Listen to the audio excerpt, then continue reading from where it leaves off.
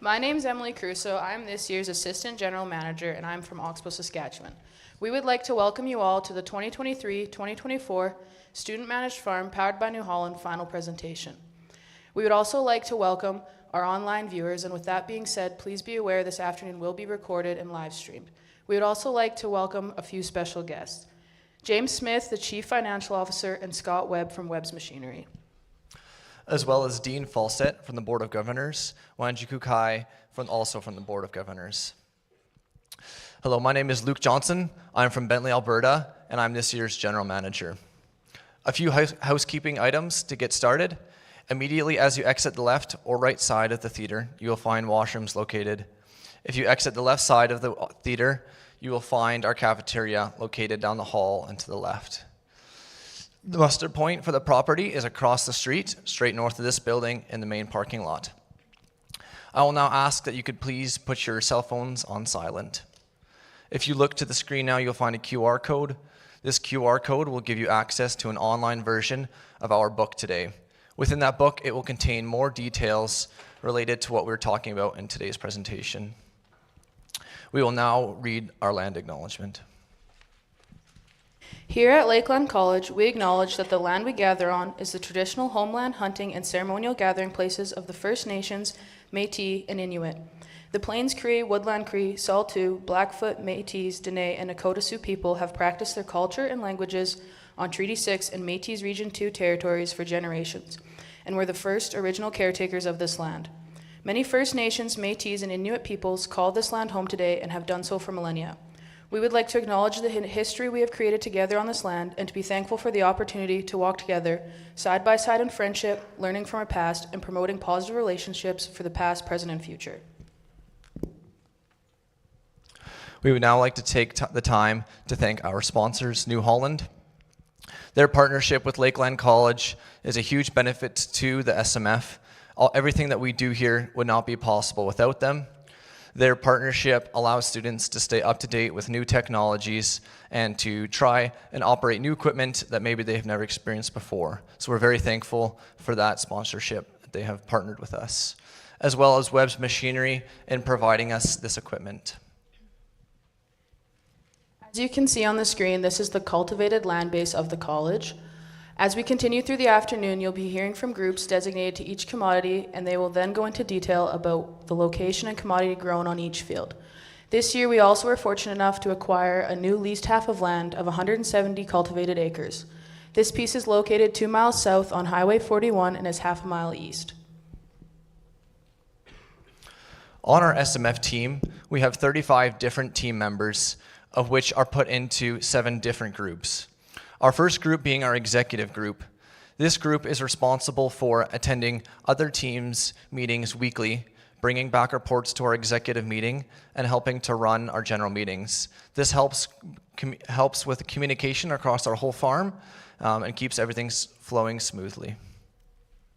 Next up, we have our analysis team managed by Kristen Sardoff. Our analysis team is responsible for the storage of all our grain and preventing spoilage. Our marketing team, managed by Levi Sherman, is responsible for marketing and selling all of our grain, as well as making future markets for next year's crop. They do this all by being in contact regularly with local grain buyers and keeping in touch with them and watching global markets. Next up, we have our finance team managed by Brooke Sotart. Our finance team is responsible for inputting all of the numbers, creating break-evens, and working down our cost per acre. They work with formats such as Excel and Ag Expert. This is our production team managed by Kyla Good. This team is responsible for creating all of our crop, fertilizer, and pesticide rotations for our farm. Next up, we have Mixed Farm, managed by Wendell Eglin. Mixed Farm is responsible for bridging the gap between crops and livestock. Some of their duties include where we can graze livestock, silage numbers, and preparation for working together alongside the livestock unit. This is our crop demo team, managed by Brandon Say. This team is responsible for taking all of last year's crop demo, completing those demonstrations and collecting and analyzing the data, as well as planning future demonstrations for next year's team.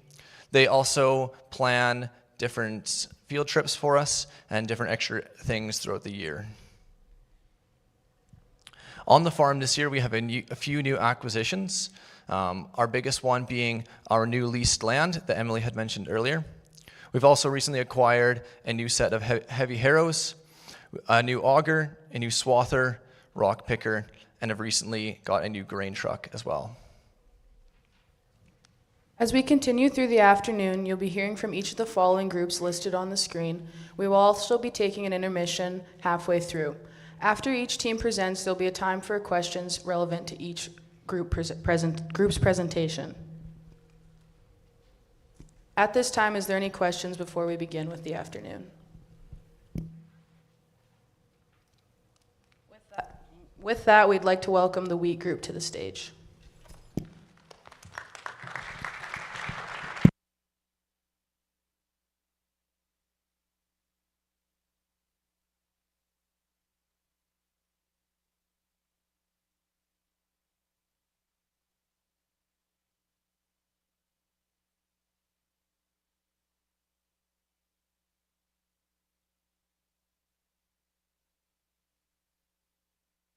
Good afternoon. We are the wheat team. My name is Abby Tarapaski. I'm from Innisfree, Alberta, and I am on the production team. I'm Ashton Schuster. I'm from Yorkton, Saskatchewan, and I'm a part of the crop demo team. I'm Evan Fife. I'm from Nipawin, Saskatchewan, and I'm on the analysis team. I'm Tyson Lewis. I'm from Moose Jaw, Saskatchewan, and I'm on the crop demo team. My name is Ryan Chesterman. I am from Wainwright, Alberta, and I'm part of the finance team. My name is Ethan Booker. I'm from Eastern Ontario, and I was on this year's marketing team. So here you could see our 2023 varieties and where we had them. So on LC 26A, we had 56 acres of AAC Brandon. And then you go to LC 18, we had 80 acres of AAC Hockley. And then on LC 45, we have 81 acres of, once again, AAC Brandon. So here's our 2023 varieties and seeding rates. So like Ashton said, we got two varieties, AAC Brandon and AAC Hockley. As you can see, the seeding rates, they're all around that 130 pounds an acre. We just got that from our germ test and our 1,000 kernel weight. And if you want to see what the seeding dates are, you can refer to the booklet. So here's our yield goal and our fertilizer blends from last year.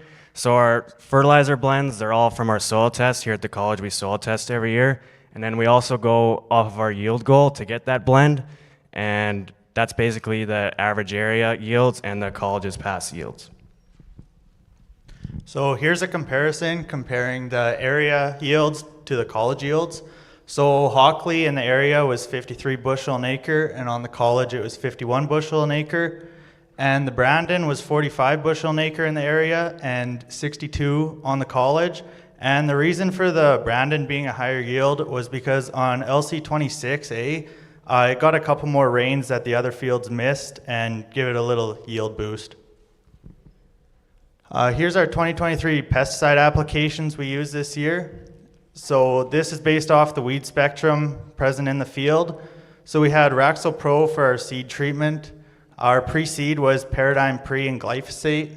Our in-crop, we used Rexate and Agro 90, and then we used glyphosate for perennial weed control. So this year the college harvested just under 13,000 bushels of wheat. We had 630 bushel of old crop left over, and all the wheat was sold this year. So to start the year off, last year's marketing team put 100 metric ton of wheat on a pacer contract. And so that ran from April 14th to August 26th. And that was just to help get grain moving once we got harvest started here in the fall. A pacer contract basically takes an average from your start date to the end date, in this case, April to August. And at the end of that time period, that average is your final price for your grain. Coming into October, this year's marketing team put a grain pricing order for 40 metric ton of wheat at $10 a bushel. And so that is just a target. You basically phone the elevator, tell them you have a certain amount of grain that you want to sell, you're looking for this price.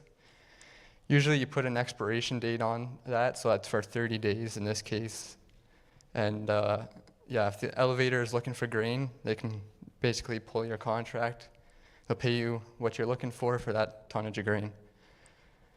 Moving into November, or the end of October, market started to decline, and we could see that $10 a bushel was going to be a good price for wheat this year. And so we quickly put in another target for 80 metric ton this time. You can see it's quite a bit above the market price. However, there was a train coming through and they were short on wheat. So they pulled our contract and we got that $10 a bushel. Going on the rest of the year, again, markets continue to decline. In the new year, we've seen a bit of a rebound in the end of January. So we put another target in for 87 metric ton of wheat. And that was for 9.25 a bushel. That ended up hitting as well. That left us with 12 metric ton left over in the bin. Again, we've been hoping markets would come up here for a little while, so we decided to hold on to that, see if the market would come up. On March 8th, we seen a bit of a rebound that day, so we had some spare time. We hauled the rest of the wheat in, and we got 8.63 a bushel. Coming into new crop, this year's marketing team has put 80 metric ton on a pacer.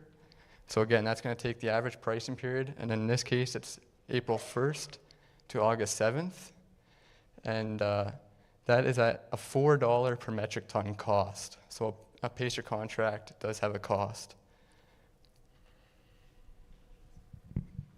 So wheat expenses for this year totaled $478 per acre, and it is breakdown as follows. At inputs, it cost $210. Insurance was $19 per acre. And opportunity cost, because New Holland donates the equipment, this is a cost that we use to project the cost of the use for the equipment. We had some custom work done to get our spraying done, which cost $30 per acre. And equipment and repairs is just little minor repairs or fuel for the equipment, and that cost $59 per acre. And for the inputs, fertilizer was the most at $106 per acre. Seed and seed treatment was $48 per acre, and pesticides was $55 per acre. For a financial summary, we had a total income of $125,277, or $547 per acre. For expenses, we had $109,514, or $478 per acre, giving us a net margin of a profit of $15,762, or $69 per acre. So here for 2024, here are varieties and where we're planning on having them. So on LC25 and LC26B, we're planning on going with AAC Hockley again. Last year, we feel like it didn't get quite as good of a shot as we wanted it to, so we're going to give it another go this year. So then if you go to LC14, we're going to have 130 acres of AAC wheatland. The reason we're going with the wheatland over the AAC Brandon from last year is because last year the Brandon was a little short. We had some trouble combining it, so I've heard some good things about the wheatland and decided to go with it this year.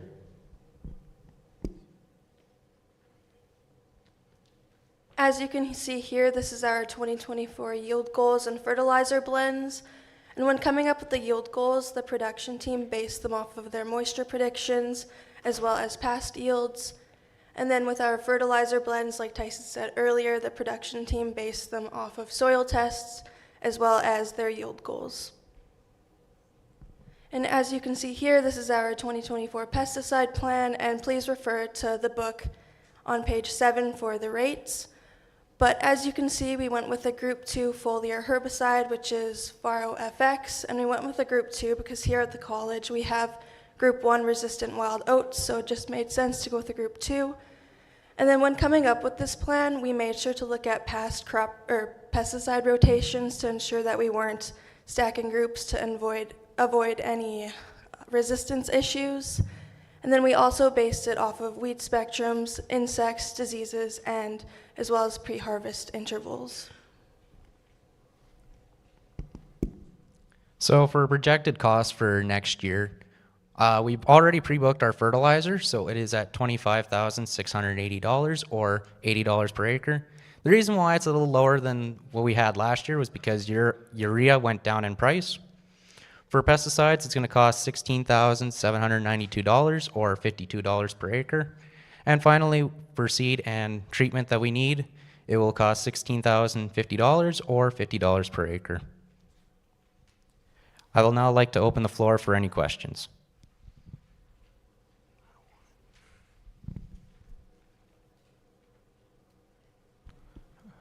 Oh, question there in the middle.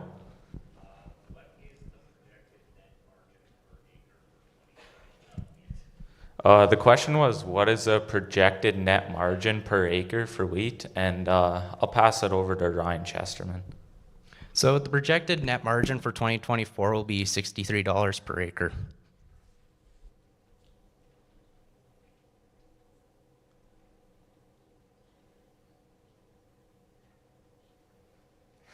In the middle.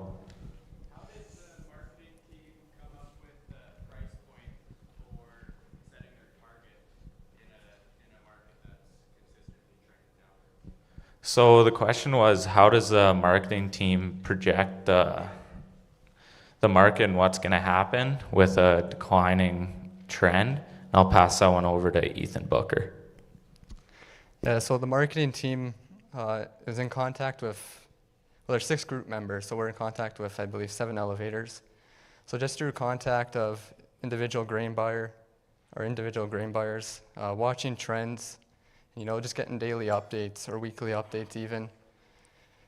And then whenever we want to put like a target in or a contract in, just, phoning them up and asking what they see it going across global markets, even local markets, and just what a good, accurate, projectable price, or struggling for words here, but just using our resources that we have. The elevators like to work with us students, which is really nice. So just taking advantage of that and having that communication. Does that answer your question? Question there on the left. The question is, what is our crop insurance on wheat? And I'll ask Levi Sherman to answer that one. So our crop insurance on wheat, just like everything else, is 80% coverage.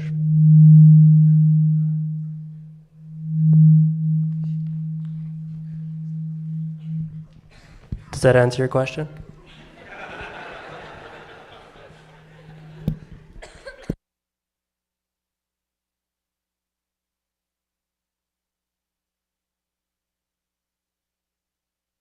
Question there.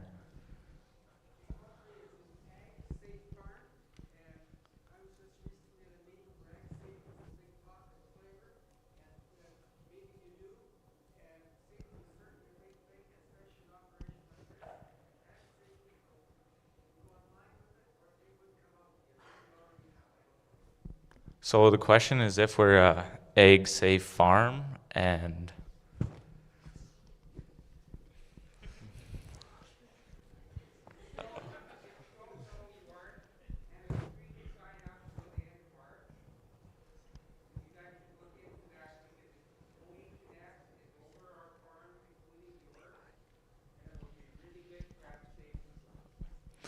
alrighty, well, I'm going to call up Emily Crusoe to answer that.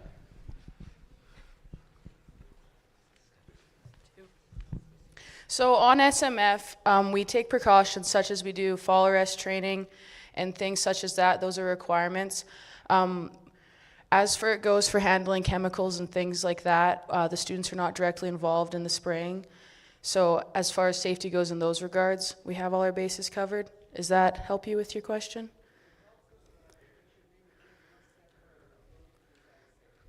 Sounds good, thank you.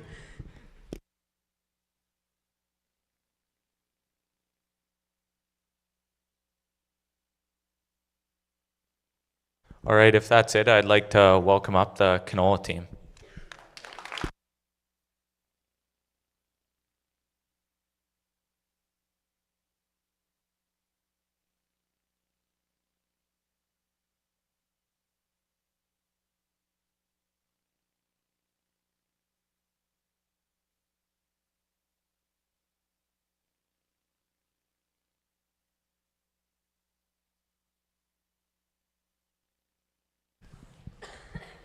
Good afternoon, everybody. My name is Levi Sherman. I am from Battleford, Saskatchewan, and I am this year's marketing manager. My name is Cohen Sunquist. I'm from Watrous, Saskatchewan, and I'm on the analysis team. I'm Colby Lees from Yorkton, Saskatchewan, and I was on the crop demo team this year.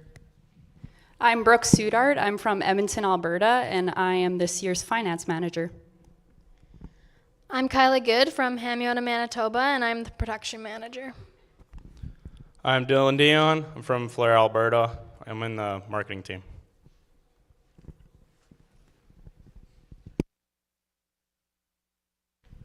So this year we seeded canola on the 19th, 20th, and 23rd of May.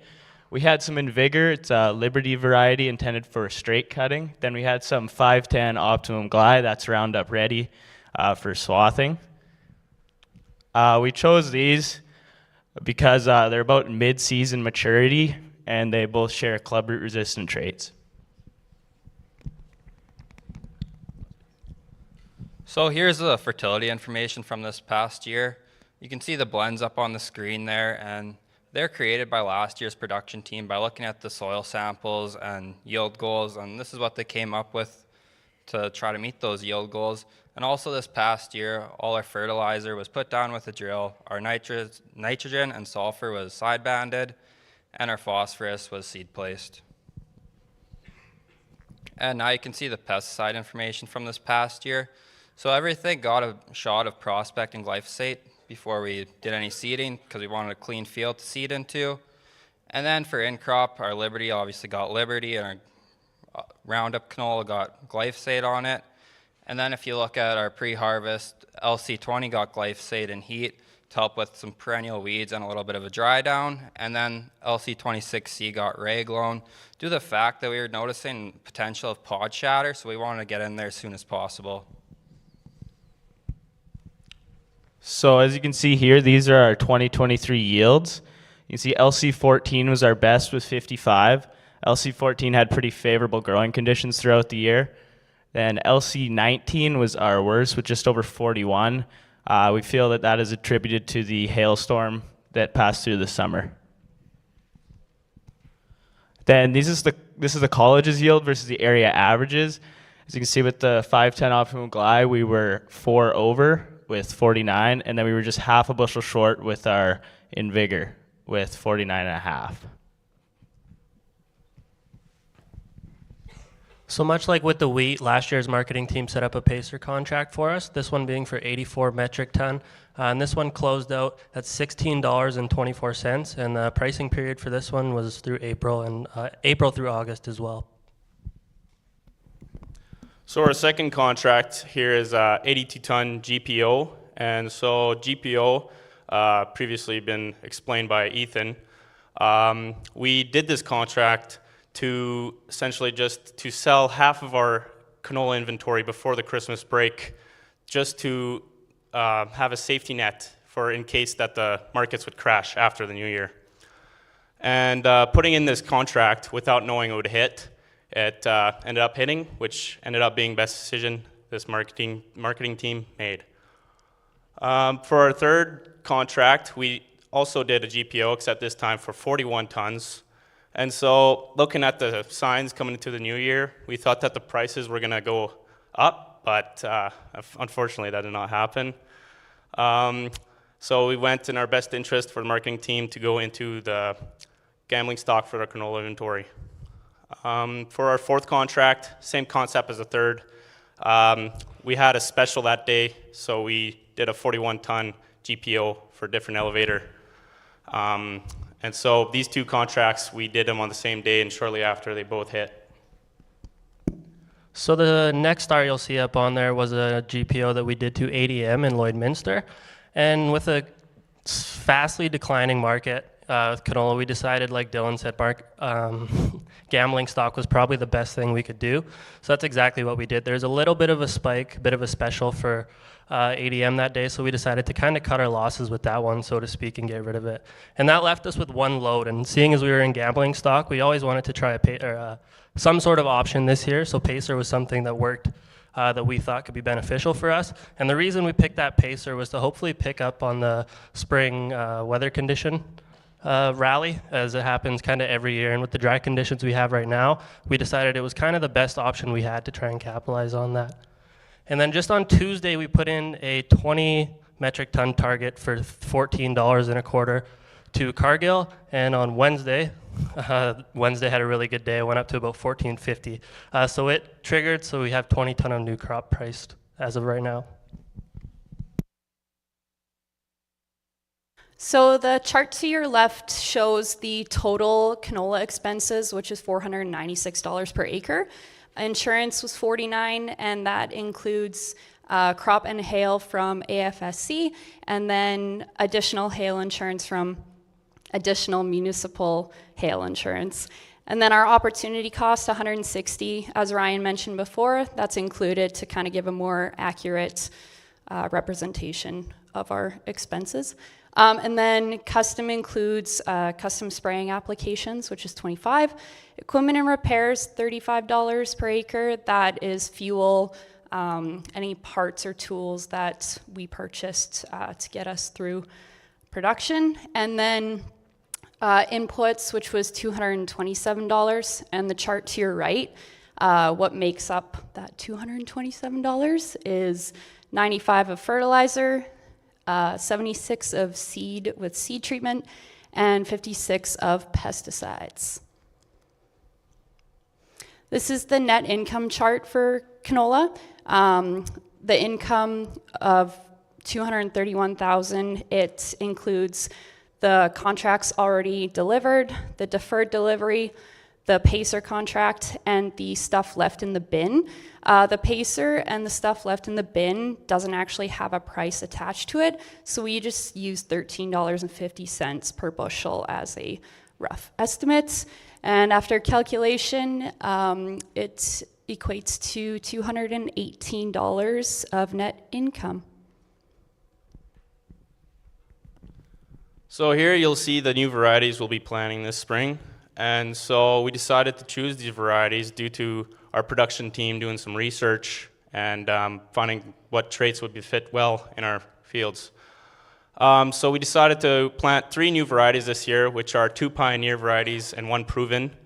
And we decided to use these because their traits, such as their standability, multi-generational clubroot resistance, their seed pod shatter resistance. And we have 1 more variety that we're going to be planting this spring, which we are familiar with because we planted it last year, which we were satisfied with its results and their yields. So up on the board, you'll notice our yield goals for next year. And you'll notice that the least half is lower than LC12 and LC26A. So the reasoning for that is when we're making our yield goals, we look at our past history, and like Tyson mentioned, we soil sample every year here on the college. And due to a lack of history as well, not having the records for what that piece of that field has yielded previously, so we've gone with just a lower yield goal due to those factors. So these are 2024 fertilizer recommendations. As mentioned before, we do all our soil testing and we create yield goals, and that's how we come up with these.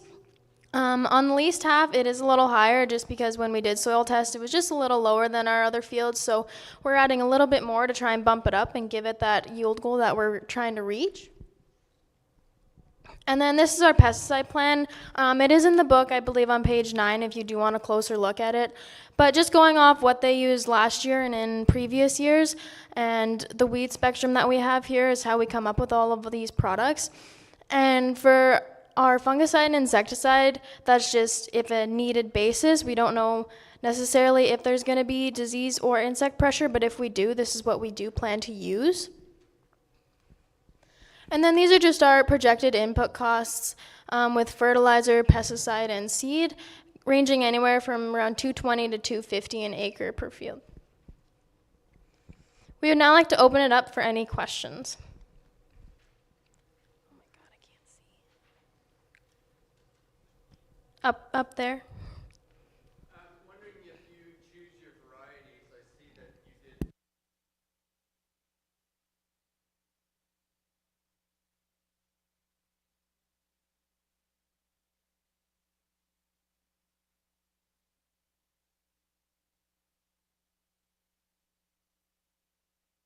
Yeah, so the question was, we choose both swath and straight cut varieties, and do we consider that in when picking them? We do always consider that when looking at our varieties. It's always good to have a straight cut variety, but if we need a swath, we want to know there is that possibility, just depending what is going to happen throughout the year. And we also consider in like the traits it has, like club root and everything like that. So we definitely do consider that when picking in our varieties.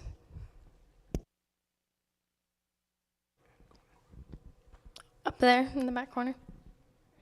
You mentioned your weed profile quite a bit in the selection of what varieties you use. Because of this, did you end up looking at any dual herbicide-resistant varieties with like both Roundup and Liberty Link tied together? So the question was, did we look for any dual resistant varieties with Roundup and Liberty Link tied together? We did look at some of them and did a little bit of research on them, but we didn't really feel that they were going to fit our farm very well. And we also, when doing our research, we wanted to try some newer things, so we just didn't feel that it would work for us this year.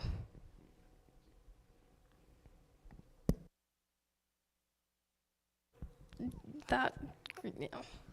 I know you don't have a crystal ball and you can't tell me what futures are going to be for canola, but can you tell me what is the cause of this recent rally and what you're speculating canola might possibly do going into the rally? So the question was, can we tell them what was the cause of this recent rally and our speculation going into it? And I'll pass that on to Levi. Yeah, so I mean, if we'd all had a crystal ball, we'd be very rich men, right? But we don't. So recently, it kind of seems like there's been some buying going on, especially China. There's lots of political events happening as well. Russia just had a recent election, so that's playing a factor also. And also, there's a lot of grain that's been in bins. Elevators kind of need to pry it out of guys' hands too, right? So a lot of grain got sold in the last couple days from that rally. It's actually gone down since Wednesday. So I'm assuming that they bought all the grain they need, so we're probably going to see a bit of a flat to slightly down trend for a while now. Does that answer your question?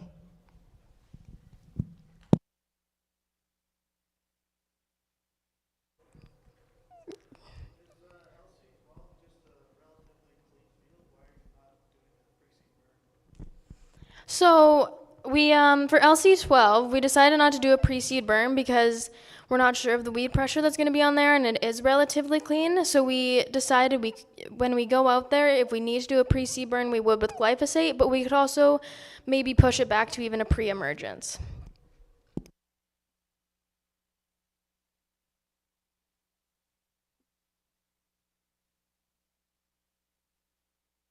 Okay, if that's all the questions, I'd like to call up the P team.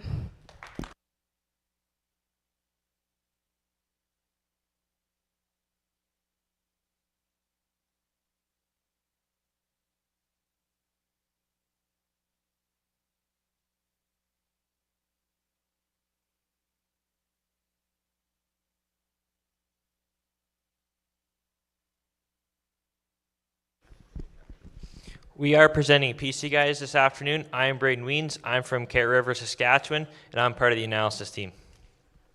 I'm Chase Cunningham. I'm from Kamloops, Alberta, and I'm on the marketing team. I'm Dylan DeBrouwer from Southern Ontario, and I'm on the production team. And I'm Narpreet Kaur. I'm from India, and I'm a part of finance team. So for 2023, we had peas in LC25 and LC26B. That's that top field in the bottom middle. For inputs, we had CDC Canary peas seeded on both fields. LC25 was seeded May 6th, LC26B was seeded May 5th. And those are the fertilizer blends that last year's SMF group came up with based off of soil test yield goals and expected growing conditions. So for pesticides, both fields had a pre-seed burn-off of glyphosate and Viraxor to clean up the fields. And both fields had an in-crop application of Viper and UAN. All of LC26B was sprayed with Pounce at about 25 acres in LC25. The reason for this was LC26B was a research plot the year before and was worked to a light fluffy dirt, and this caused cutworms to be attracted there, so we had a cutworm problem in our peas. And LC25, which bordered that field, they ventured out there a little bit, so we had to spray about 25 acres there too. And fungicides, we had Delaro on LC25 and Delaro and Zatigo on LC26B. Zatigo was a donation from Corteva. And the reason we applied fungicide this year, even though it was dry, is we had some hail damage out there, so we wanted to make sure that there was no disease that could affect the crop. And then both fields had a pre-harvest application of glyphosate to take care of the perennial weeds. So we had hail out there on the west half of LC25 and just the corner of LC26B. As you can see by these maps here, the top one is a yield map, bottom one is a biomass map. You can kind of see a line there where the hail hit and the kind of damage it caused. So for yields, we had a yield goal of 60 bushels an acre on both fields. LC25 hit 52 and LC26B hit 50. That gave us a total farm average of 51.4 bushels an acre. And comparing that to the area averages for CDC Canary yellow peas from AFSC, we did just slightly better, which was good to see. So last year's SMF group left us with 660 bushels of seed peas, and we took off around 9,037 bushels this year. We decided to get rid of all of the peas, including the seed peas from last year, just to change the variety. And we also needed some bin space with the peas. Now you can see that we sold at $11.04, and in December, the market went up to $14. This is because of India and the tariffs. They cut their tariffs in half, and imported more of our peas from Canada. So here we have 2023 peas expenses, and we have the total of $339 per acre, which includes insurance $9, opportunity cost $160, as Ryan mentioned earlier, and we have custom work $15, equipments and repairs $59, in which we have repairs, rentals, and fuels. And inputs, we have $150. For the $150, we have fertilizers $32 per acre, seed and seed treatment $63, and pesticides $51. For the net income, we have income $103,307, and $4 per acre, we have $543. And for the expenses, we have $63,666. We got $353 per acre, and we got the net income for the profit $39,641, and for the dollar per acre we have $190. We decided to till all of the pea fields this year just to mitigate the problems with seeding.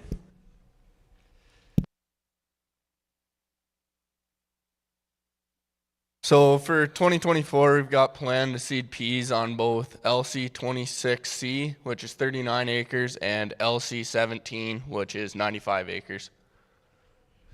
The yield goals the production team set were both 55 bushels an acre for both fields. This is just based off past yields and expected weather.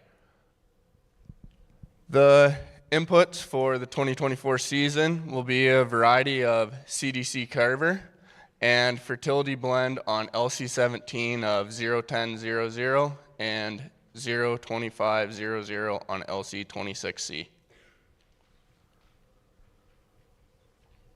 The pesticide plan on both fields will be a pre-seed burn-off of glyphosate and Veraxer with an in-crop pass of Viper and UAN.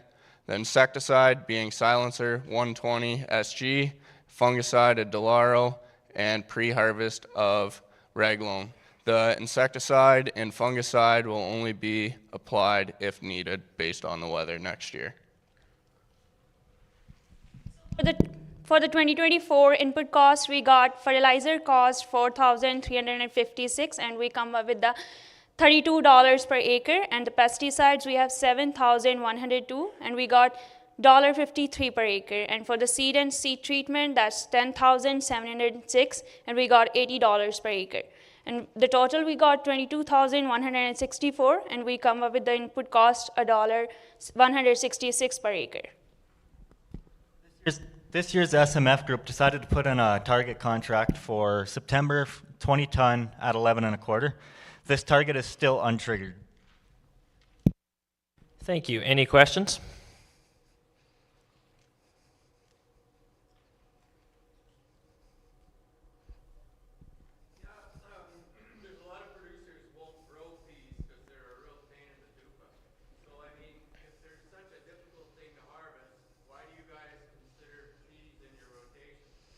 The question was, if peas are a tricky crop to grow and harvest, why do we include them in our rotation? The reason for that is, even though they are a tricky crop to deal with, there's many good benefits for the soil with them producing their own nitrogen. It helps in the farm finances with less inputs, so they're kind of a good crop to keep in there. And it helps increase our rotation size so we can spread out the risk of disease and insects a little more.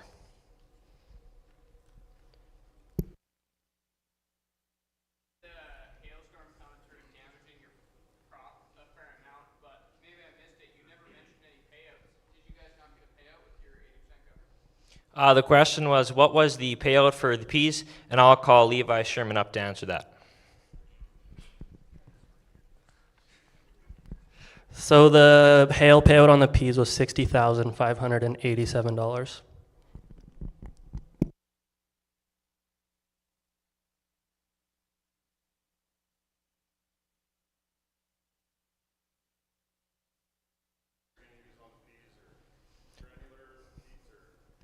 The question was what kind of inoculant we're going to use on the peas for 2024, and I will call Kyla up to answer that question.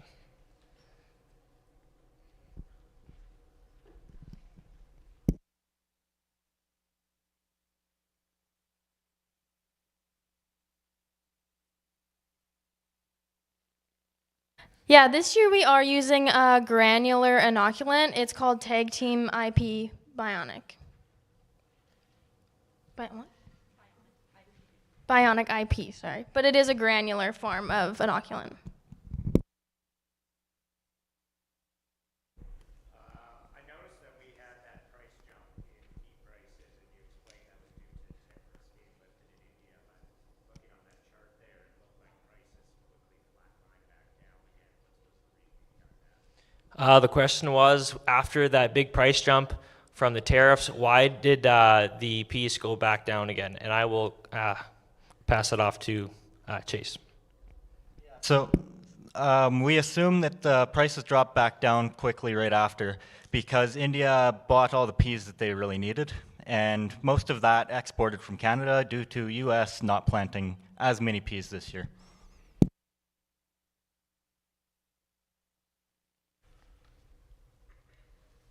If there are no further questions, I would like to call, oh, we got one more question.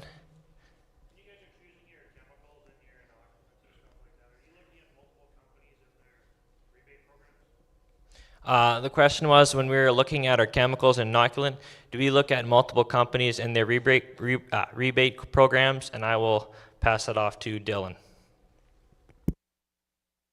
Yeah, we do. We try to go around and talk to as many different people as we can. This year, when we were looking at getting fertilizer prices, we were at 3 different elevators in Vermilion.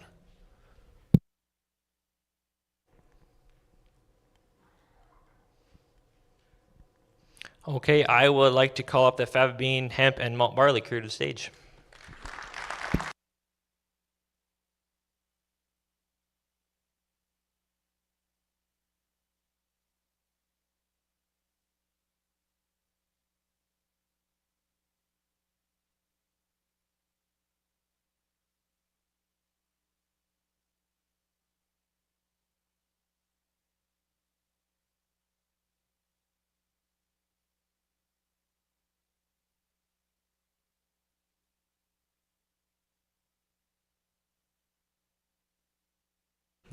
So we are the Hemp, Malt, Barley, and Fava Bean group. I am Taylor Benoit. I am from Falher, Alberta, and I am a part of the production team. I'm Logan Stewart. I'm from Stewart Valley, Saskatchewan, and I'm part of this year's marketing team. I'm Supreet Kaur from Punjab, India, and I'm the part of the crop demo team this year. And I'm Kyle Johns from Hamiota, Manitoba, and I'm part of the finance team. So in 2023, we had 36 acres of hemp on the south half of LC13 on about 36 acres.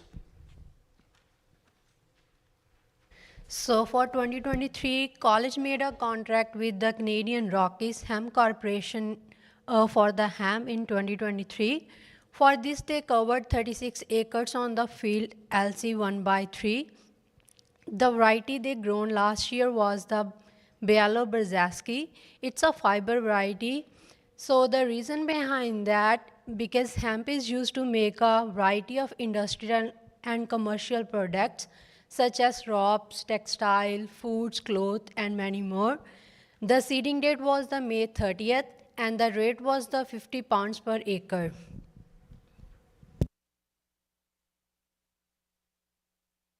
So we had a contract with Canadian Rockies. They came up with our fertility and chemical plan.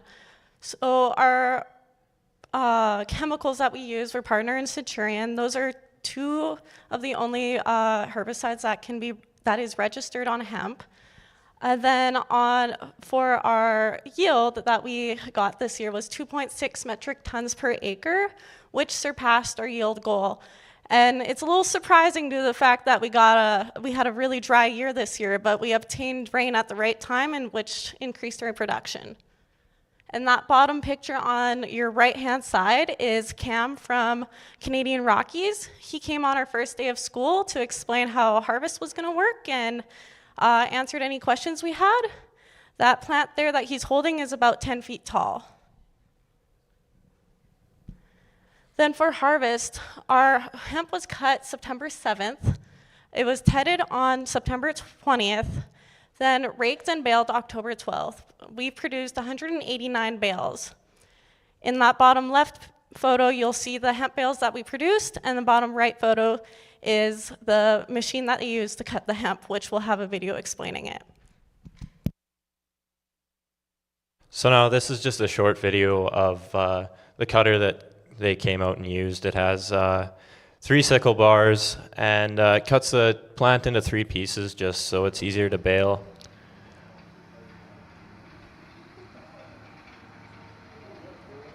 It's then left out for about 3 weeks to help the fibers separate.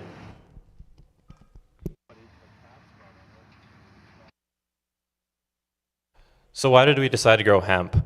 So across Canada, there's only 50,000 acres or so growing in 2023, and here at the college, we like to try something new every year. So we decided this was a great learning experience for everyone here at the college, and maybe a chance to find a new crop for our rotations back home.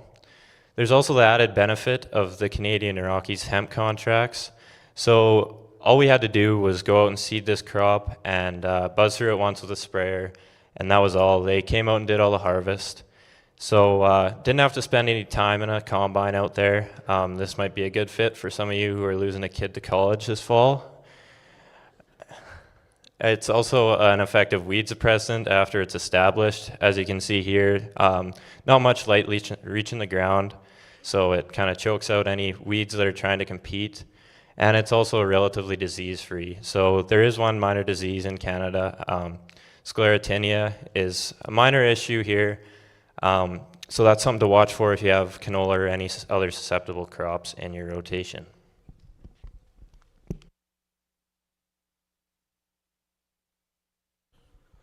So for the hemp, we ended up getting $711 per acre, and that's before any of our expenses.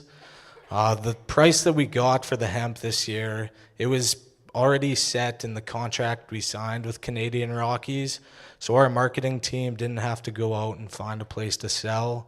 We already knew it was sold, and yeah. The seed was also provided in the contract with Canadian Rockies, so we didn't have to go out and source our own seed. And the harvest, Canadian Rockies came out and did all the harvest, so it was a relatively easy crop for us to grow as a team. So for our hemp expenses, we had an opportunity cost of $160 as per usual, custom cost of $22, equipment and repairs at $59, our inputs was $120, and our insurance was $9 for a total of $370 an acre. For our inputs, we had fertilizer at $104 and pesticide at $15 for approximately $120.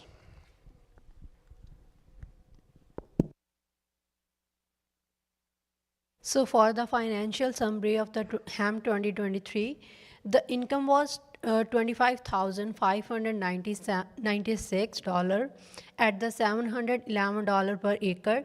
For the expenses, it was $13,294 or $368 per acre. For the net profit, it was $12,302, equivalent to $342 per acre.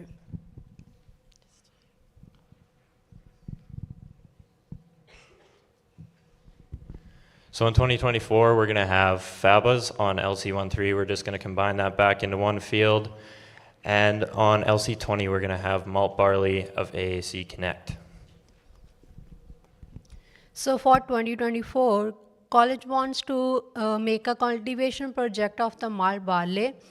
For that, we have set aside 109 acres in LC20 with a variety of the AAC Connect. This variety was selected by the production team.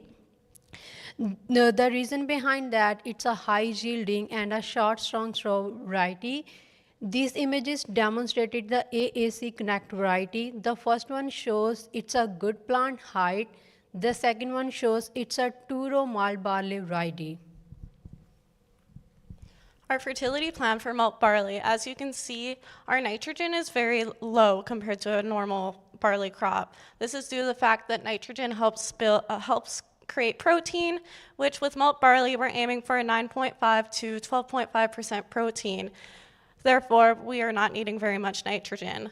Then with our FOSS, this will allow us to have a little bit of a pop-up effect, and with FOSS being immobile within the soil, it will just allow our crop to reach the FOSS a lot faster. Then for our potash, this will help with strengthen our straw so it doesn't lodge. Then for sulfur, looking at our soil test, it was sufficient, so we decided not to add any. And our yield goal is 85 bushels per acre. Just looking at our weather predictions and the past yields in the area. This is our pesticide plan. For our fungicide and insecticide will only be applied if needed. Then for Mirvis Ace 3/4 rate, this is to target our leaf disease. Then as you see that we don't have a pre-harvest, this is due to the fact that pre-harvest glyphosate will affect your germination, and malt barley needs a good germination to be considered as malt.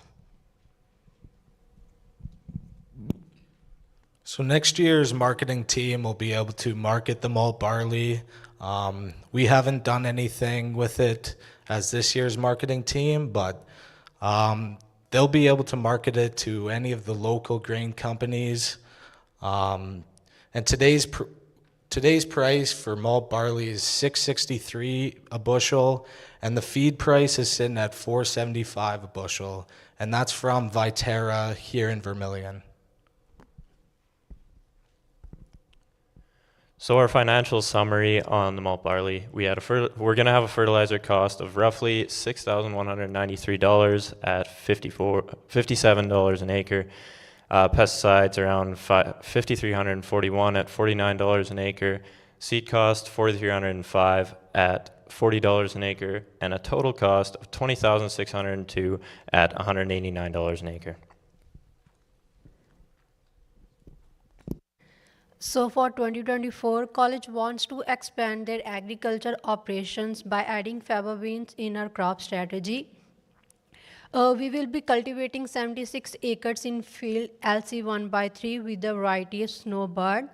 This is due to the seed sizes being good fit for the seed drill, and the second reason behind that, it's a non-tannin variety. Tannins are harmful to the livestock. Growing a non-tannin variety allows us to sell to the feed market. The first image demonstrated the snowbird variety of the faba bean with the matured. The second image shows the seed size is a broad and in a bean shaped. Our fertility plan for faba beans, as you can see, we're not adding any fertilizer. So our hemp ends up taking a lot of nitrogen. And so this is why we added a pulse crop to our rotation due to the fact that they fix their own nitrogen. And for our FOSS, we have high levels of FOSS within this field, and faba beans take up quite a bit of FOSS. So we're hoping that this will decrease the levels within our field. And our potash and sulfur were sufficient within this field. and so this is why we didn't add them. Then our inoculant, which will help with our end fixing, is Tag Team Bionic Faba. So this is a different inoculant compared to our peas, just due to the fact that it has a different bacteria. Our yield goal is 50 bushels per acre. We did our research on the faba beans, and we looked at other yield goals within the area, and this is what we based it off of. For a pesticide plan, as we mentioned, the fungicide and insecticide will be applied if needed. Then for our pre-harvest, you see glyphosate for perennial weed control, or we will be using a Regulone for true desiccant. So because the faba acres around this area aren't very high, none of the local grain companies are buying them at this time. So as a marketing team, we had to look elsewhere to find a place to sell, so next year they'll be able to market them. And we found a few places, one of them being Sunhaven Farm Feed Mill. They're in Irma, Alberta. And then the local hog farmers, they'll take them and grind them up for feed. And then the price from last year, it was anywhere between $8 and $11 a bushel. Our financial summary for faba beans. Our inoculant costs will be around $988 or $13 an acre. Pesticide, $5,320 at $70 an acre. Seed cost, $4,028 at $53 an acre. And a total cost of $10,353 at $136 an acre. Any questions?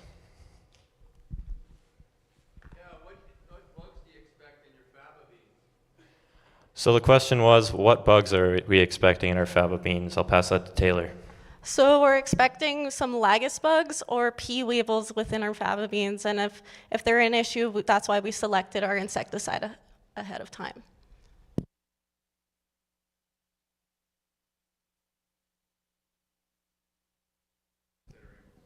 So the question was, did we look at the human consumption market, or is it strictly feed we are trying to get into? I'll pass it to Logan. Yeah, we did look. There wasn't many market options other than the feed, so that's kind of what we stuck to. So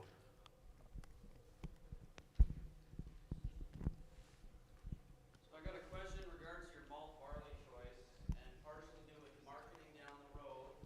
Connect is a new variety in the last couple of years. Is there concerns with the demand constraints we had this year, and how you're going to be able to market it this coming fall? So the question was, AAC Connect being a new variety of barley, is there any concerns along with that in the marketing sense? I'll pass this to Logan.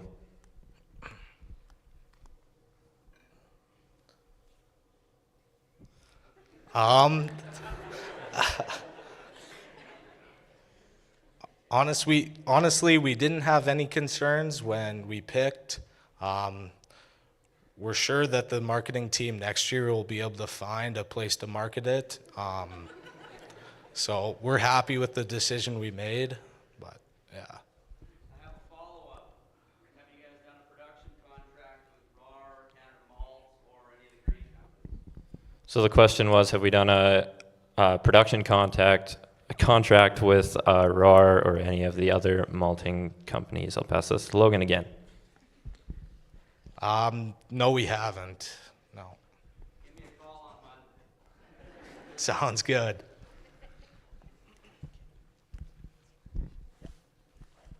Just kind of a two-parter here. Is there any crop rotation concerns when growing hemp, and why don't we see more producers growing hemp here in Alberta? So the question was, are there any crop rotation concerns with growing hemp, and why don't we see more people in Alberta growing hemp? I'll pass that to Taylor. So one of the restrictions would probably be mostly if you're seeding your canola after hemp, just due to the fact that it is a carrier of sclerotinia. They do recommend growing a pulse crop right after, just because they do take a lot of nitrogen. Yeah, we kind of had a conversation with Canadian Rockies to see what we can grow after, and that's what they recommended. To answer the other part of your question, it's a relatively new crop in Canada, so hemp wasn't permitted to be grown in Canada. Hasn't been permitted for very long, so that's likely the reason we don't see that many acres across Canada.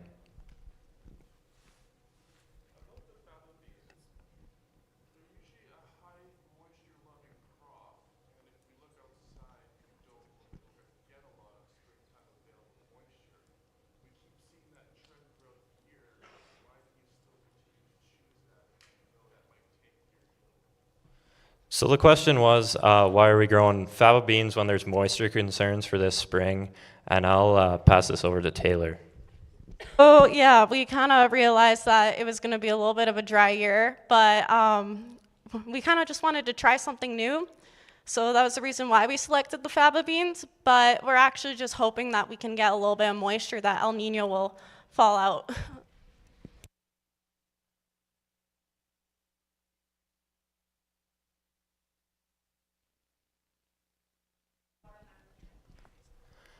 So the question was, how would SMF deal with a drought year like this year, just through water management?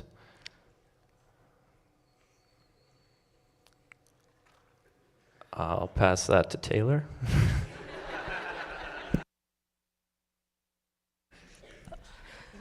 So we don't apply very much tillage onto the farm, and that helps with drying out our soils. So I guess with the min-till that we apply, it'll allow us to manage our water a lot better. I don't know if anybody else has anything to add to this. Emily?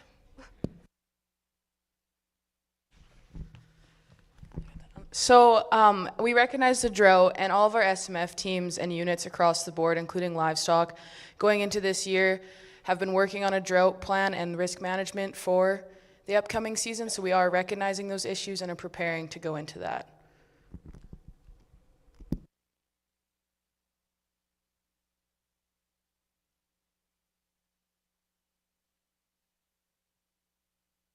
Yeah, so the question was, how does the payment structure on the hemp contract work? So to get our $711 per acre, our first metric ton produced per acre is worth $250. Our second metric ton is $275, and anything above that is $300 per metric ton.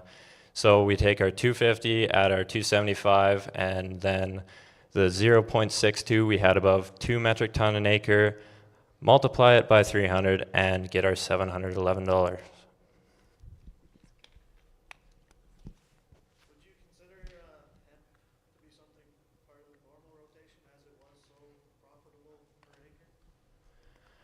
So the question was, would we consider hemp to be part of our regular crop rotation? I'm going to pass this over to Taylor. So yeah, we considered hemp as like a good crop rotation just because it adds a little bit more of a varieties within our rotation. But the reason why we didn't grow it this year is just because we need to have crop to market for next year. And yeah, so if you want to grow hemp on your farm, I recommend it.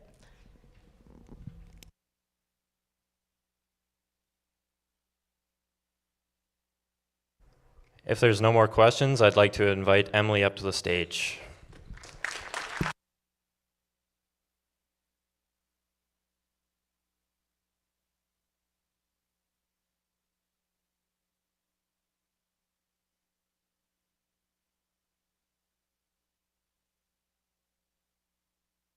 I would like to invite the Alberta Pulse Growers Association Zone 5 representative to the stage to present the scholarship.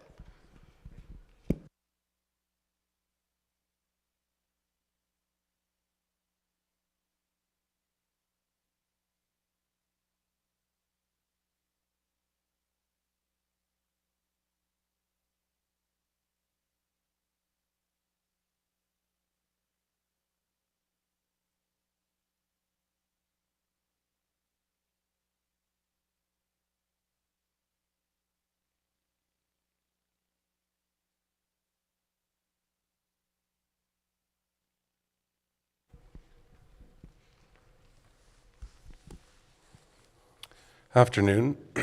My name is Matt Miklich, Chair of Zone 5 Alberta Pulse Growers. Every year we do a scholarship to a student in Alberta, and this year Luke Johnson is the recipient we'd like to present it to.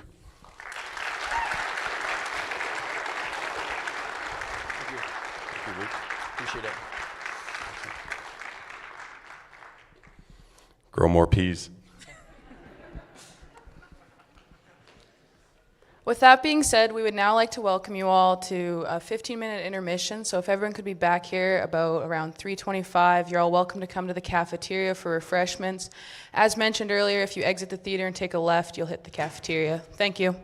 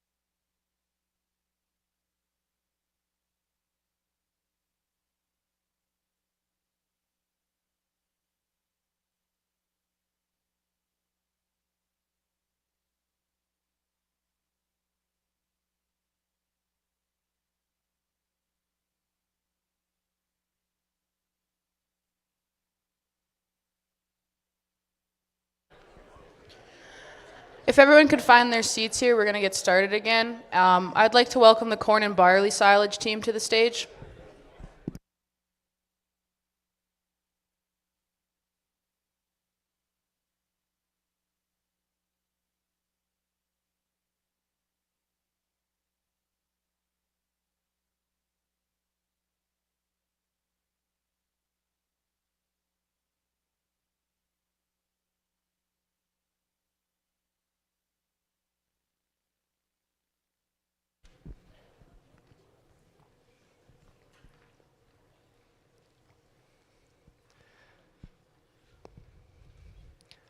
So I'd like to welcome you all to the barley and corn silage presentation. My name is Wyatt Cuthbertson. I come from Valley View, Alberta, and I was part of the mixed farm team.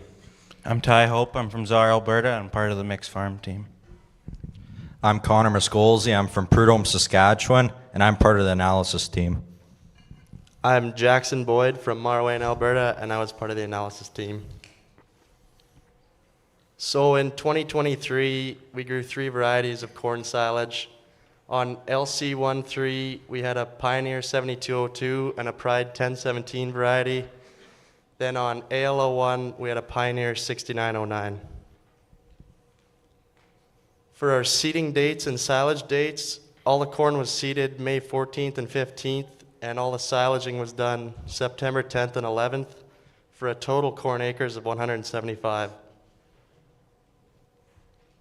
For our seed and fertilizer, we targeted 32,000 seeds per acre with a Lumigen seed coat. AL01 got a 115-2010-0 blend, and LC13 got a 105-000. Our pesticide plan, last year we hit it in crop with glyphosate and Eclipse. And our yield and moisture, on AL01, the Pioneer 6909 went 8.7 tons per acre with a moisture of 62.4%. LC13, the Pioneer 7202, went 11.9 tons per acre at 62.8% moisture, and the Pride 1017 went 12.2 tons per acre at 67.8.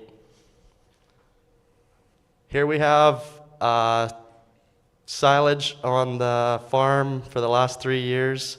2021 went 11.4 tons, 2022 went 10.8, and 2023 went 11.8. So moving on to the 2023 barley silage, as you can see here, we had barley on 3 different fields. LC12 of 117 acres, LC17 had 95 acres, and LC19 had about 40, and they had a variety of CDC Austenson seeded on them. Moving on to seeding dates and silage dates. Seeding was done between May 16th and 17th, and silage was done from the 2nd of August to the 4th, with a total silage barley acres of 256. Moving on to the seed and fertilizer rates. These rates were made up by the production team last year. The fertility was made up from looking at past soil tests and moisture considerations next year, like on how it's going to be. So it came out to 140 pounds an acre with a Raxial Pro seed treatment, and the fertilizer blend is a 60-20-15-0. For the pesticide plan, all the fields got a pre-seed application of Paradigm Pre plus glyphosate for early season weed control for problematic weeds, and an in-crop it got hit with a Liquid Achieve and Pixaro. Moving on to yield and moisture, on LC12, it overall yielded 9.3 metric ton to the acre with a moisture of 66.9%. On LC17, it averaged 7.4 metric ton to the acre with less moisture at 56.3%. And same with LC19 on the north half, it averaged the same at 7.4 metric ton to the acre with the same moisture. As you can see here, this is the average barley silage numbers for the college over the past 3 years. You can see in 2021, at the 1.7 metric ton to the acre. The reason why this is so low is there was severe drought that year, and the barley did not get the timely rains that it needs. Barley does not like the heat at all. But as you can see in 2022 and 23, we got timely rains and overall more rain throughout the growing season, which we got 8.1 metric ton in 22 and 10.3 in 23, way better than the year 21. So how we sell our silage here on campus is the SMF crop puts the silage in the ground. We lead to being responsible for spraying it. Afterwards, we sell it to Central Feeds at the cost plus 10% to allow us a slight profit margin. And then afterwards, it will move from Central Feed to all our livestock divisions here at the college at the purchase price, the transport, and the feeding costs. And this goes for the same as the external vendors. It'll move through the same, just like the SMF crops, just without the 10% increase. Moving into our corn plan for 2024, we've selected a continuation of the 3 varieties, as this was a continuation of the dairy trial we began last year, with a P6909 on LC18, a P7202, and a Pride 1017 on LC19. Moving into our projected rates, we're going to use the same seeds per acre at 32,000 seeds per acre across the board, and then we'll use a Lumiderm Lumicent seed treatment across the Pioneer varieties, and a Fortenza plus Maximum Quattro and Stamina plus Phaeantis for the Pride. Our fertility plan is based at 105 and 10.00 for LC18. LC19 will receive the same fertility plan at 90, 20, 15, 0. All our fertility plan is not complete urea. They are only 75% urea for the N and then 25% ESN, allowing our corn to receive the nutrients they require throughout the growing season. Moving into our projected pesticide plan, our pre-seed will include a high-speed disc pass to allow ease of planting with the planter, a post-emergent of Lotus, and a half rate of Partner plus glyphosate. Afterwards, our fungicide and insecticide are only there if needed, depending on the conditions this following summer.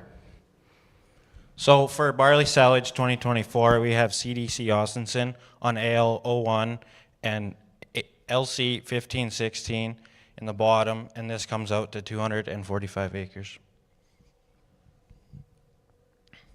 So for the seed rates, will be 140 pounds an acre for all 3 fields with Raxel Pro as a seed treat. And production come up with the fertilizer rates this year. So for AL01, it'll be a 60, 15, 10, 0 blend, and then both 15 and 16, just 80, 0, 0, 0. So the pesticide plan for this year, we have the fungicide and insecticide. This is just if needed, and the Marvis Ace at a 3/4 rate is only if we have 30 days between spraying and cutting. So for the fall rye, extensive grazing had seed, so they asked us to seed it this year. This is their cost for the seed, and they do have some, but they have to buy a bit more for the 15-16. And this will be seeded after the barley silage for some late season grazing, and this goes to the 15-16 because it is close to the water bowl for that late season. Thank you. Any questions now? Have you ever sprayed fungicide or insecticide?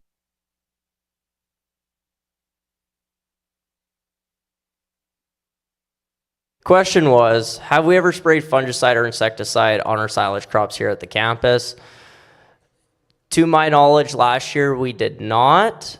Afterwards is beyond my knowledge. If any of my fellow SMF members know more than me, I will gladly pass it on to them.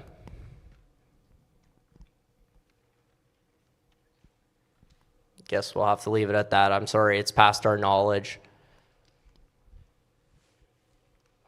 So because of the planting of fall rye, is that why LC 15 and 16 will be broken up into a season? So the question was, due to the fall rye, is LC 1516 going to be broke out beforehand? For those that don't currently know, LC 1516 is currently in pasture. It was sprayed off this fall.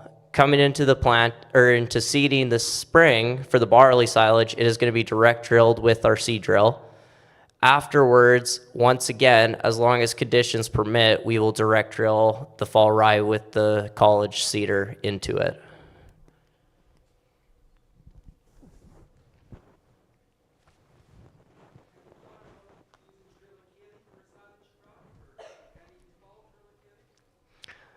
The question was, have we considered using triticale or fall triticale as forage? Triticale is a very hard crop to fit into our rotation due to the fact that here we're not gaining a big profit on our silage crops. We're doing this for the dairy, the commercial beef, the purebred beef, the extensive grazing. And at the end of the day, we plant the silages they request from us. Currently, it has only been the corn and the barley. Until they request us to plant triticale, it will not be part of our plan.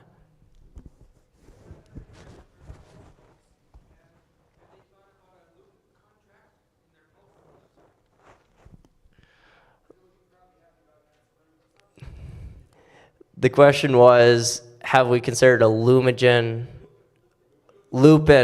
contract or otherwise? Looking at my marketing team, they're telling me that that has not been considered. I will pass it on to any of our pulse group if they think they have any more on to add to that.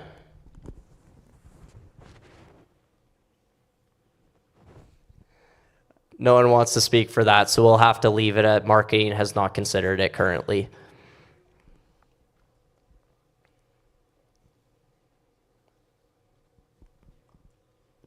If that is all, we'd like to pass off the mic on to special projects.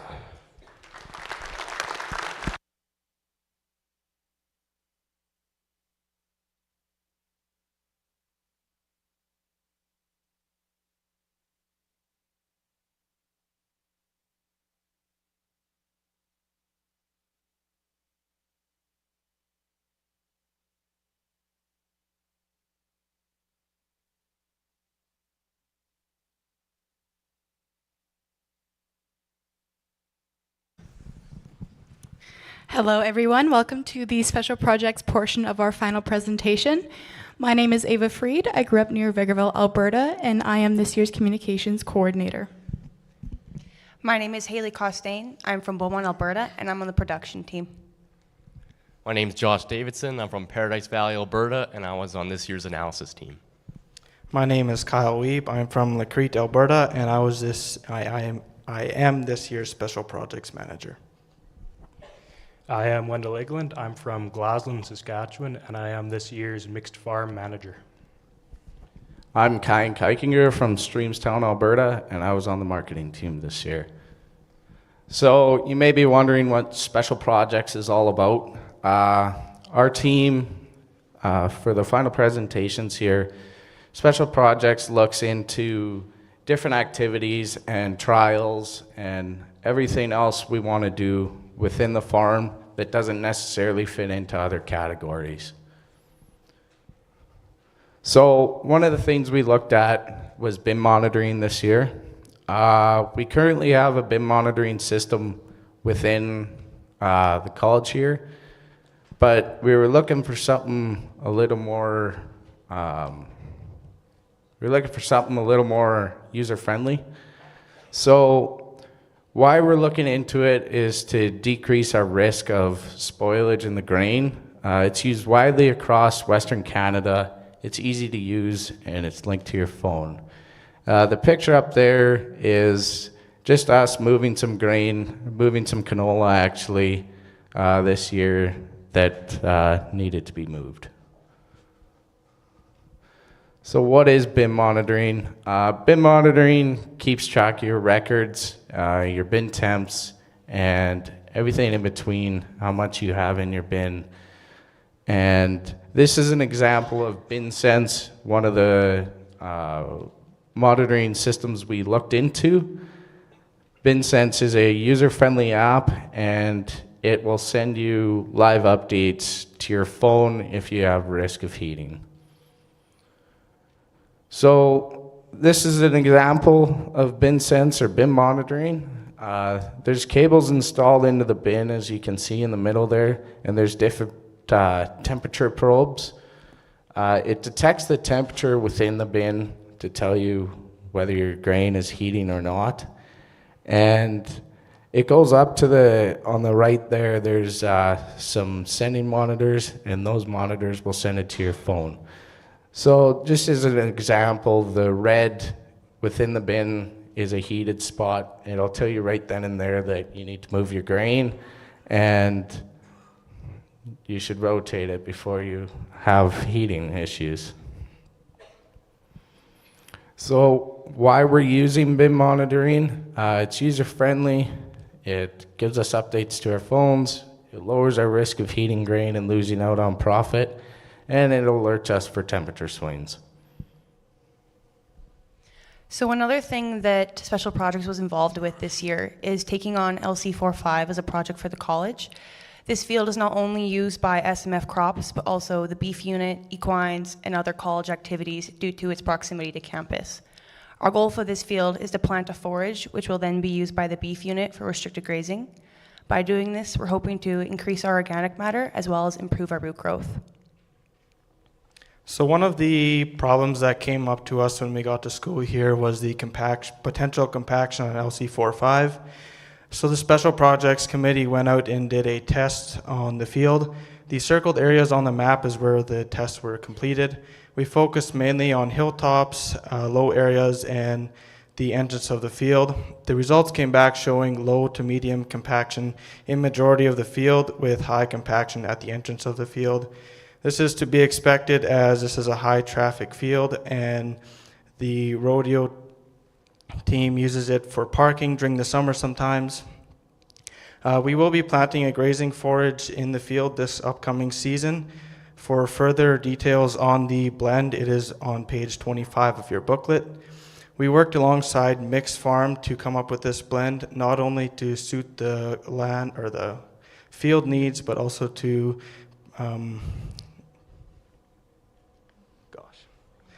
not only to meet the field needs, but to meet the livestock needs as well, because they will be the ones grazing it.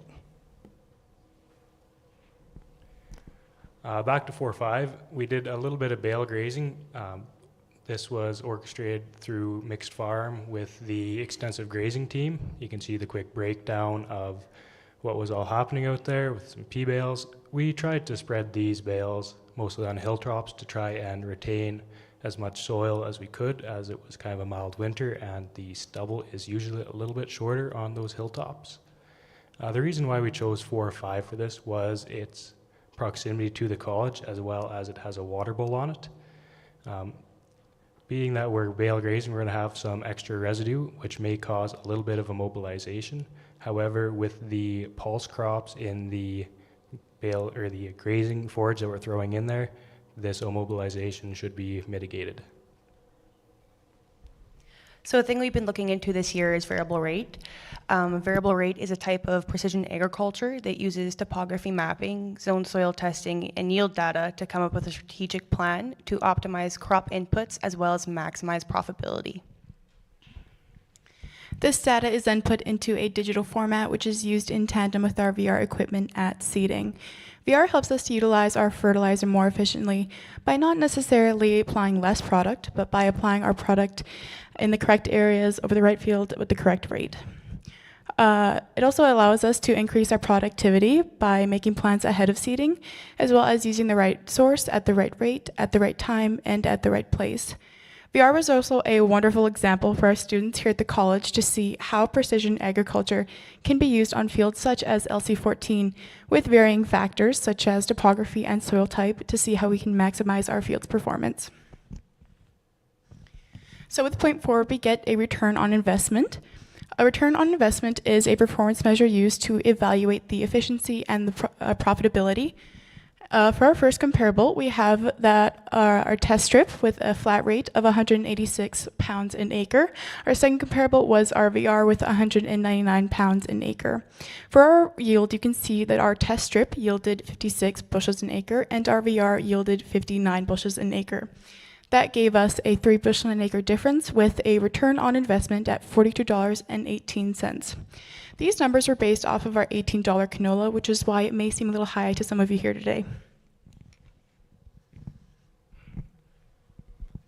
Hey, so a little problem the school was faced with this year is there's an old dried up slough kind of right in the middle of LC14.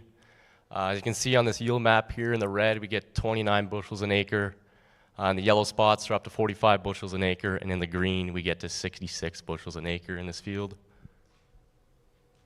So some information about the slough is it's 10.64 acres. We average 25 bushels an acre throughout the slough. Our production cost is $496 an acre. Our revenue is $362 an acre. That's for a loss of $134 an acre and a net loss of $1,425. And that is based off $14 canola at 25 bushels an acre. So my recommendation on the slough is to still seed it. That's just going to slowly rejuvenate that land, seeding it. My other recommendation is to drop the fertilizer levels to more even out our production cost and our return.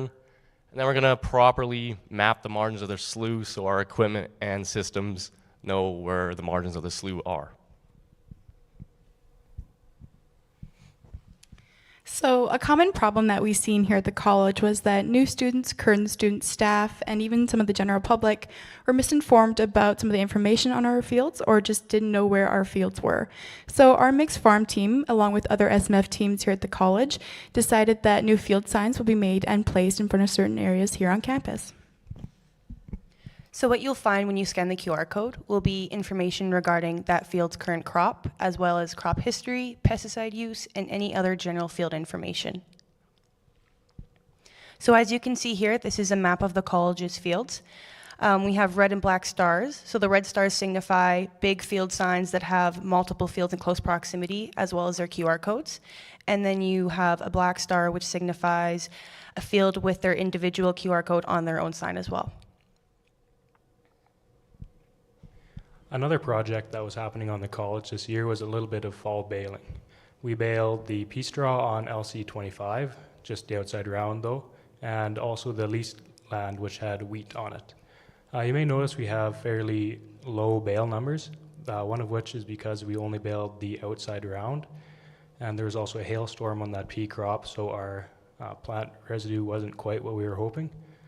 The leased land only had 20 bales off it. That was attributed to the fairly dry year we had, combined with the rotary combine that was used. It thrashed the straw fairly hard, and it made it difficult for a baler to pick up efficiently. One of the things that Mixed Farm worked on this year was field mapping. This has been put off for the last couple of years, so this year we decided to try and get some more done. This will give us more accurate acres over the whole entire college, give us a clear view of field margins and waterways, and give us more records for future SMF groups. This picture demonstrates what we were using this year. It was just a monitor in a pickup with a globe on top, which was pretty easy to use.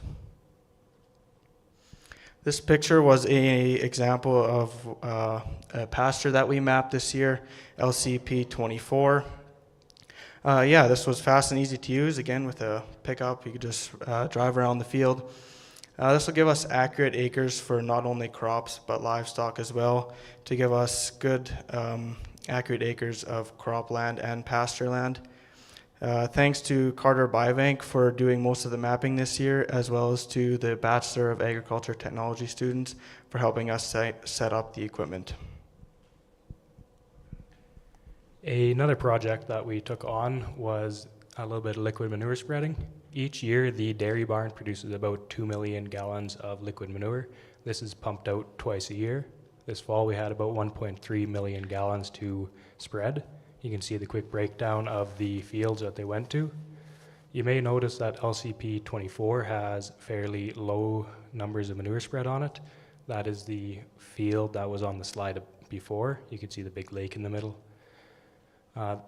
This manure was spread at a rate of 4,000 gallons per acre originally, but we bumped that rate up to about 5,000 gallons per acre. There were 6,000 gallon loads that went out, so it took a few loads to spread all 1.3 million gallons. We also had some solid manure, just shy of 5,000 metric ton. Just over 1,500 metric ton went to the new leased land to try and improve the soil conditions over there. You can see the quick breakdown of which beef herds contributed to that manure. The leased land got application rate of about 7 metric tons per acre for just over $1 metric ton spread rate.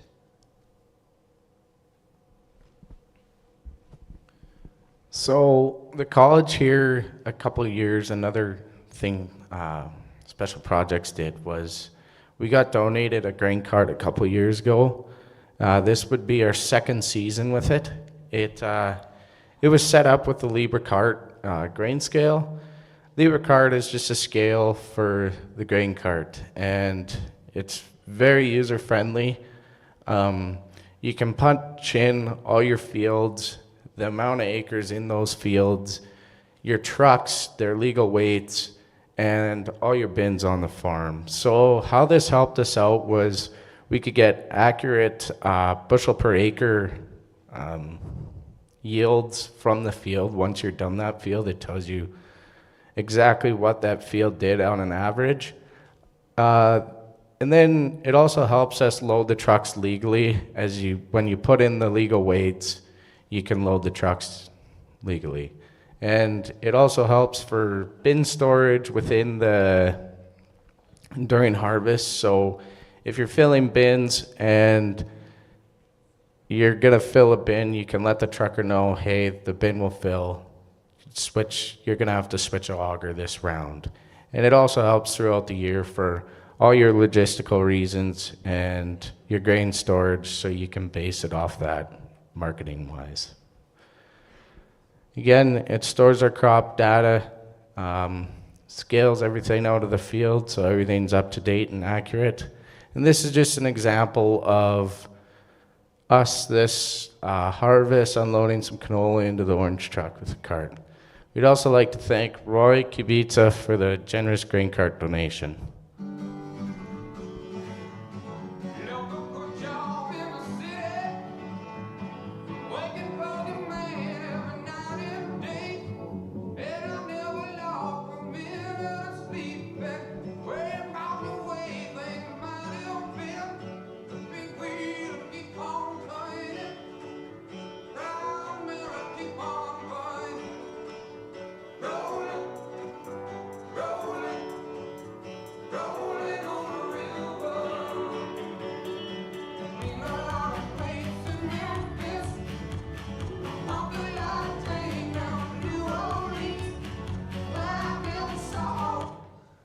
We'd now like to open up the floor for any questions.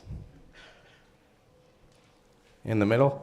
Yeah, when talking to one of our instructors this year, she seemed a little anti-seeding through sloughs. One of her major concerns was the weed profile. What's being done to address that this next season? The concerns about the weeds that may start invading the field through sloughs. So the question was why we're seeding through sloughs and our ROIs on them. We're doing it to control our weed pressure within the farm. So when we're planting a crop in there, we're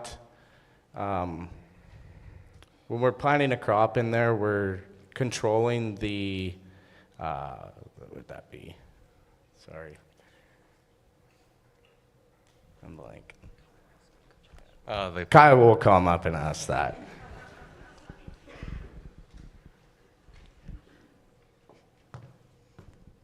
Yeah, we are doing a pre-burn on LC14 to try and control those weeds in that slough. And as far as right now, that's all that's going to be done, and just in crop herbicides as well. If we find that it does need something more, we can maybe consider a tillage in the spring, but just right now we're planning to do a pre-burn.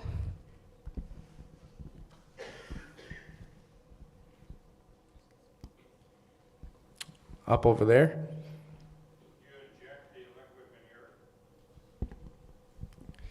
The question was, do we inject our liquid manure?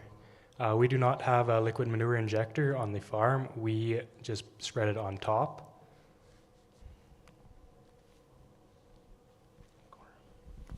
Up in the back corner.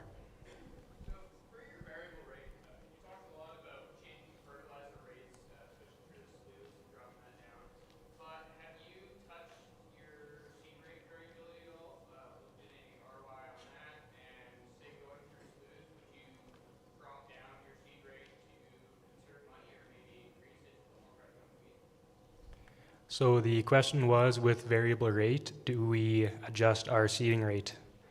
I'm going to call Kyle up to the stage.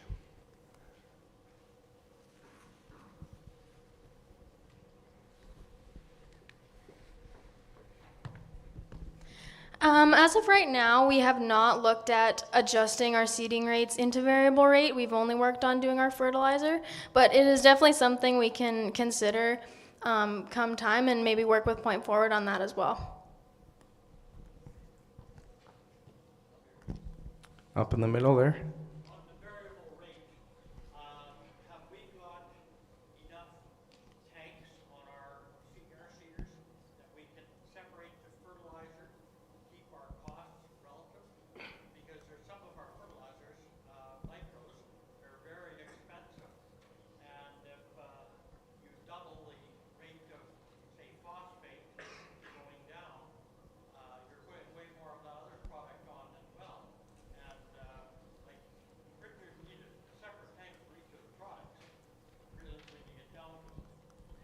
So the question was with VR if we have enough tanks on the drill to VR every nutrient, and I'd like to call Kyla up for that.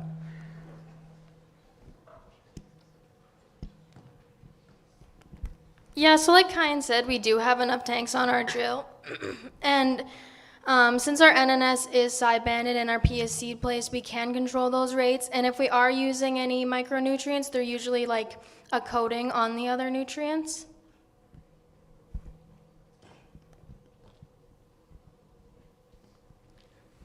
Up there.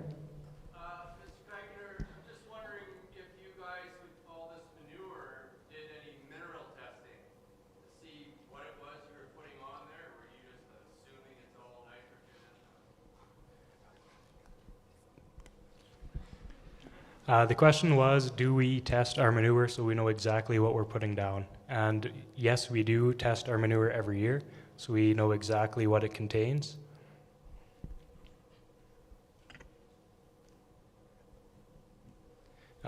Over on the right.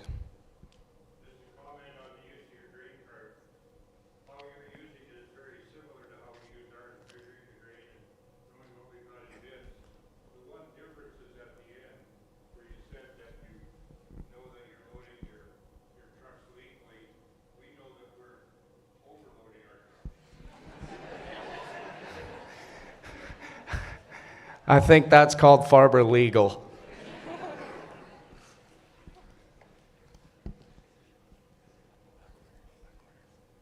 Up in the back corner.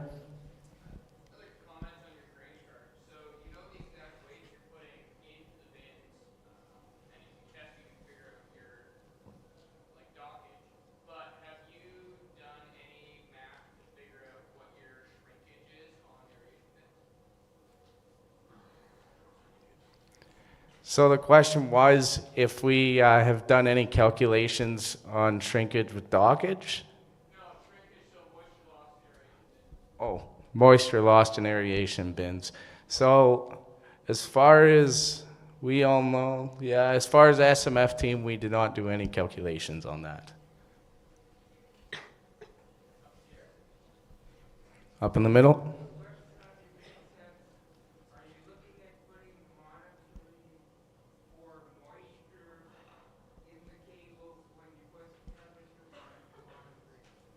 So yeah, the question was if we were looking into bin scents with the moisture cables and the temperature.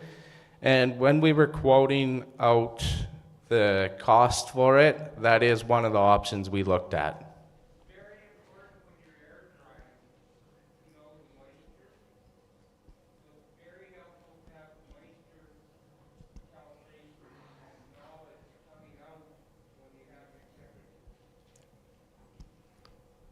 Thank you for that.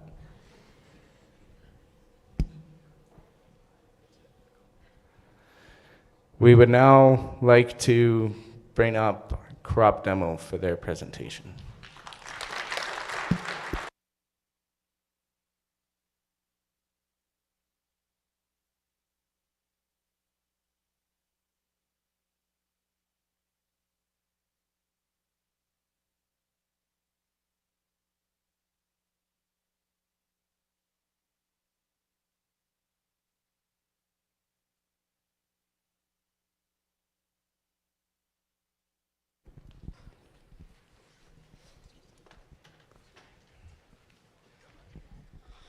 Good afternoon. Welcome to the crop demo portion of our final presentation. My name is Brandon Say. I'm from Martinsville, Saskatchewan, and I was this year's crop demo team manager.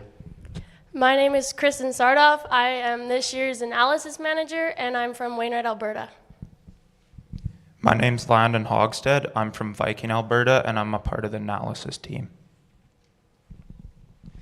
So as stated at the start of the presentation, a little bit about what we do on the crop demo team. So we look into different locations throughout the ag industry to plan some field trips to take the class on to get a little more insight and relate back to our studies. We also look into the latest innovations in the industry in regards to equipment, pesticides, etc. And then we take those considerations and what we found, and we kind of planned a couple in-field demonstrations here at the college that we put into effect. So this year we took over from last year's crop demo team. They had a couple in-field demos planned out, and we took over and finished them up here in Harvest. One of them was a granular nitrogen product comparison, and the second was a growth regulator, which we'll discuss here momentarily. So the first demo we took over from last year's crop demo team was an ESN, Super U, and straight urea demo. The demo took place on a 30.6 acre trial plot. Each plot was 1.7 acres. There was 18 plots in total with 3 different rates and 2 plots per rate. The location of the demo was on LC 18, which is 1.5 miles west of the college on College Drive.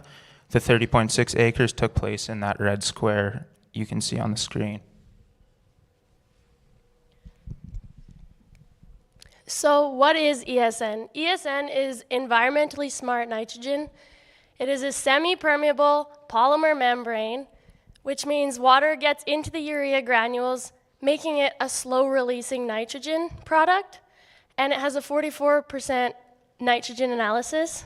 Super U, on the other hand, is a 46% nitrogen analysis, and it has urease and nitrification inhibitors, meaning it prevents leaching and volatilization. So what were the goals of this demo? The goals were to see a difference in yield for the different fertilizer rates, as well as to see our utilization efficiency, and to see a difference in our protein and 1,000 kernel weight on our different fertilizer rates.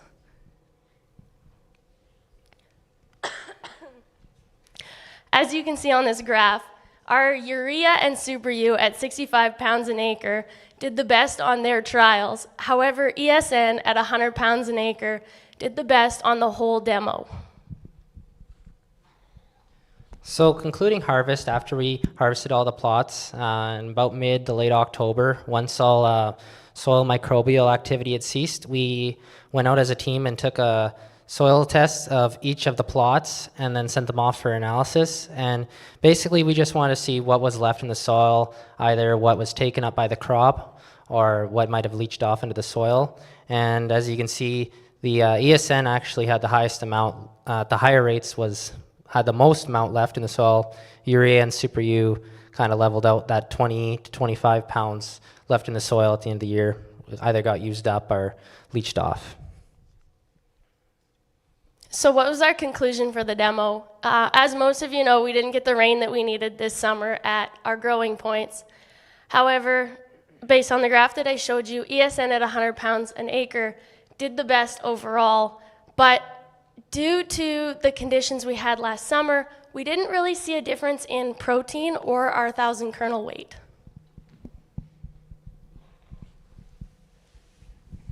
The next demo we took over from last year was the MODIS trial, MODIS demo, and it was to compare the crop stand following treated versus untreated areas of the field, and the goal was to prevent lodging in our barley crop.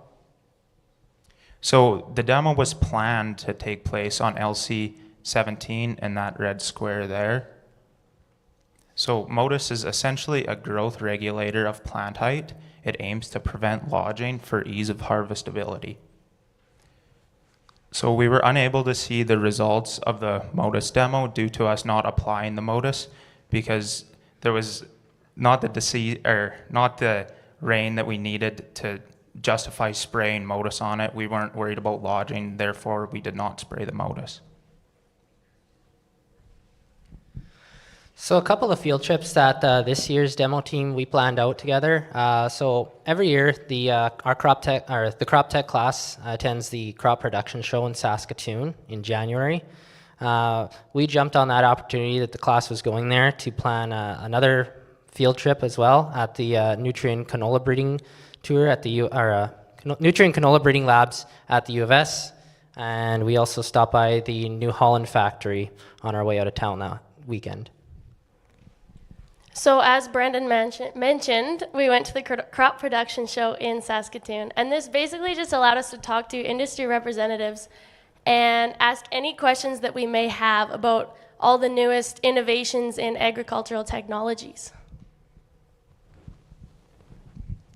The following day, we visited the Nutrient Canola Breeding Lab.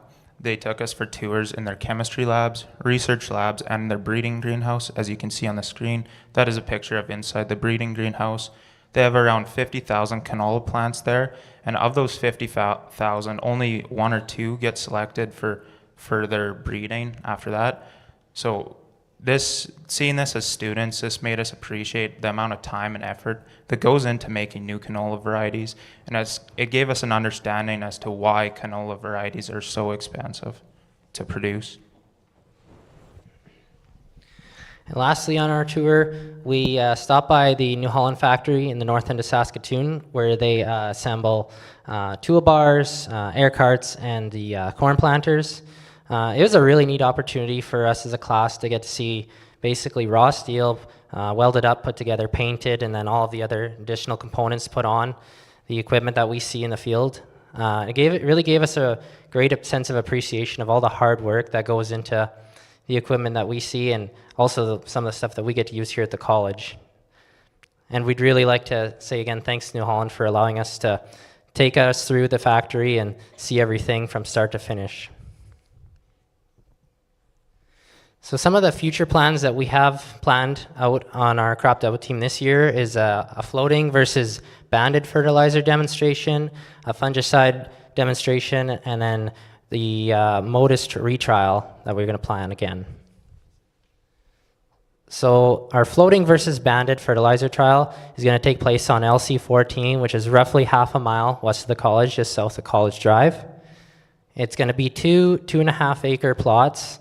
Essentially what we're going to do with the floated trial is we're just going to leave the air drill up in the air and run across the strip trial, and then when we come back around and put the seed and other nutrients in the soil, we'll work it in essentially, and then we'll just plague out a separate area with standard drill placement, and then just essentially we want to compare, see what differences in yield, standability, fertilizer utilization, and then following harvest at the end of the season, next year's team will take soil tests and see what's left in the soil. The next demo we plan on doing is a fungicide demo. We're going to compare the differences of applying or not applying a fungicide. We'll have 3 marked out sections on a field for comparison. I'll explain more on the next slide. And we're hoping to see a difference in yield and crop and soil health.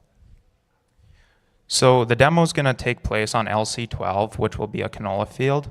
You can see there's 3 marked out strips on the field there.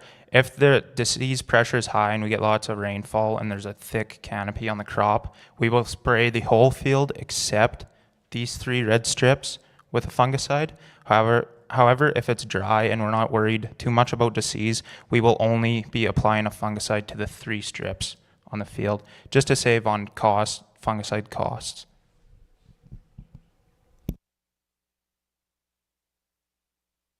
So then, as mentioned before, we tried to do the MODIS trial in 2023, and conditions just did not favor it.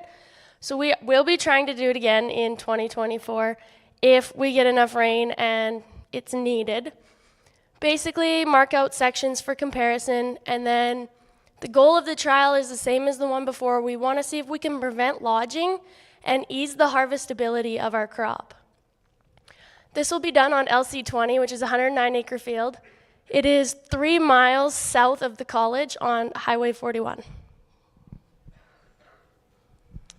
And that is all. Any questions?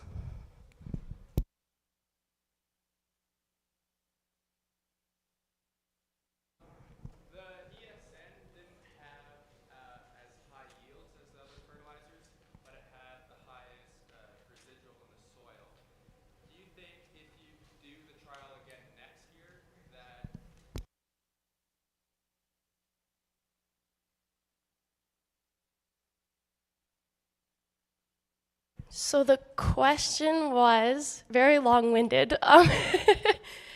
Basically, if we did it again, our ESN yields were not as high. If we did it again and we had the rainfall and stuff that we needed, would we see better results? Brandon? Yeah, so, dictating on whether or not we get timely rains within the growing season, that would actually work into the ESN, which would actually allow the nutrients to be put into that plant available form. Really, that would dictate whether or not we might see a difference in yield if we were to do it again. If that answers your question, kind of. That's my best answer I got.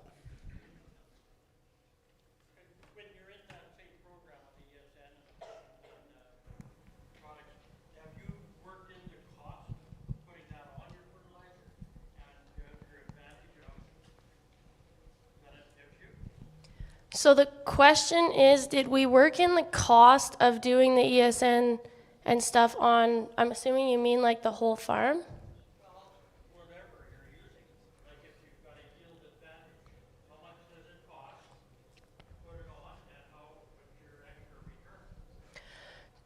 So basically he's asking if we used ESN for whatever we wanted to, have we worked out the finances of it, and if our yield increase actually is worth it? Yeah, no, so we never actually worked into that effect, and that's a really good point. However, we did have all of our analysis, and we kept all of our data. If you were interested in seeing the results from that trial, I could take information and put those numbers together, and we could get back to you and see what the actual difference was.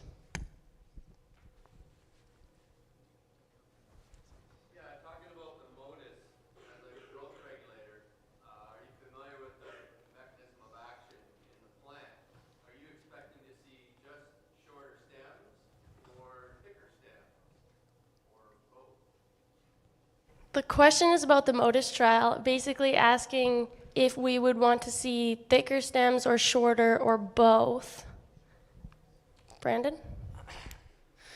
Yeah, no, I think we'd like to see, based on that, it would be nice to see like a thicker stem, maybe just in regards to, again, to prevent that lodging, have that stronger, thicker, shorter stem, that shorter plant, and yeah, that thicker stem might help. That would be definitely something we'd be looking into.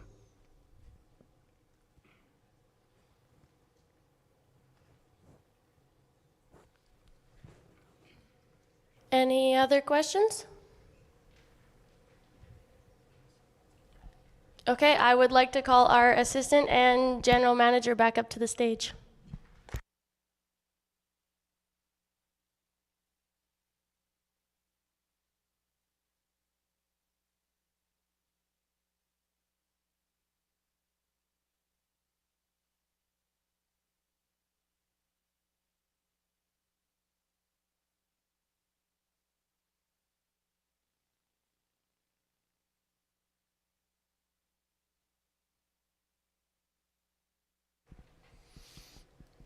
So in conclusion today, we'd like to wrap up a few financial summaries across the whole crops SMF farm.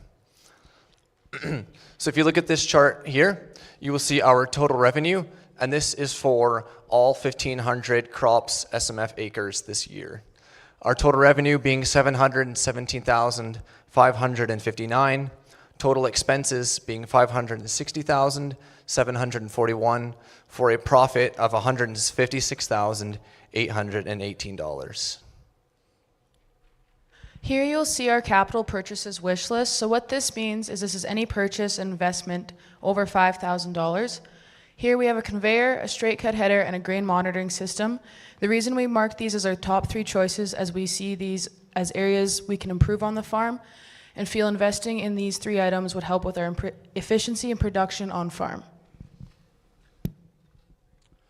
So once again, we would like to thank you all for coming today. And if you look to the last page of the booklet, you will find another list of more thank yous. And again, we'd like to thank New Holland for their continued support, and thank you all for coming today. We will now open the floor to any final questions about any part of today's presentation.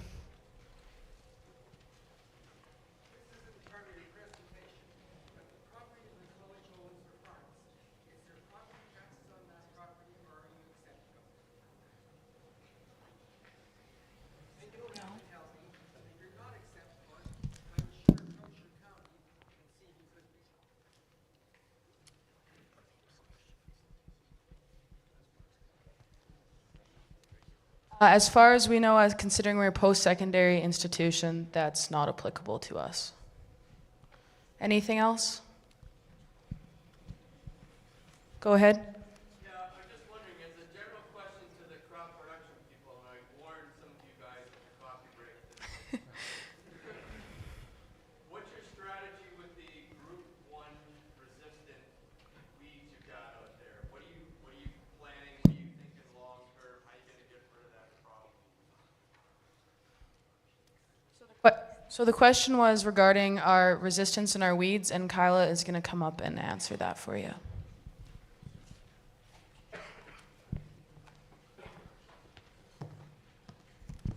Yeah, so that's a good question. We do have Group 1 known resistant wild oats on the farm, and there's not much we can do about that when considering our barley. We usually have to use our Group 1s, but when it comes to our other crops and our rotations, we try and stay away from other Group 1s and use other groups so that resistance doesn't become more pressured.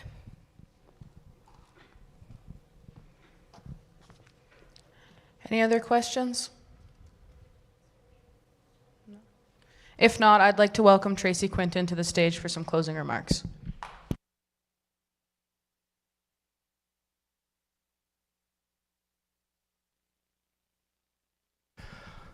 So I'd like to just take an opportunity to thank the students for a wonderful presentation. They actually clean up really nice. We don't even recognize them as faculty, that these are actually our second year crop technology students, so that's awesome.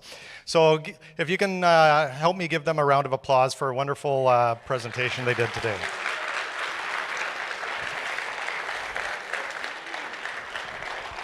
Also like to take an opportunity to thank the faculty and staff. I know they do a lot of work behind the scenes. They spend a lot of hours with these students making sure that they know their information and help them coach them through the presentations and just in life general. I know they get a lot of life questions as well. So if the students and staff can help me, again, appreciate all the work that our faculty do. We'll give them a round of applause as well.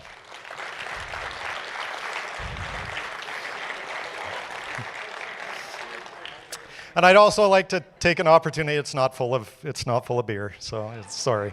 I'd like to take an opportunity to thank the senior leadership of the college as well for allowing Student Managed Farm to exist and to flourish, and for the support that they give.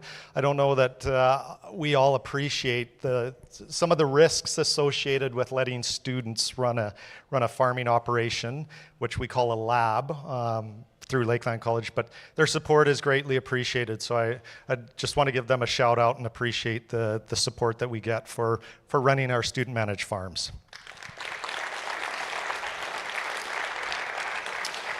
I'm going to call Scott Webb to the stage. I don't know if the students know, but it's kind of almost been, I think, kind of a tradition now of having a mini fridge, and usually it's wrapped with some New Holland stuff around it. I don't know. I didn't open it up. It was delivered this morning. Lift the box. Does it? Okay. So here we go. We'll see what we're actually getting into.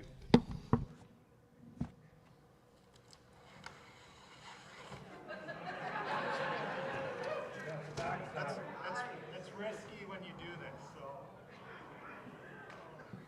and there's a class picture on the front.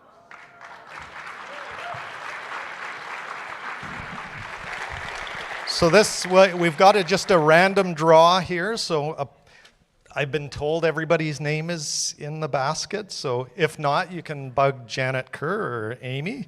So we'll see who the winner of the mini fridge is.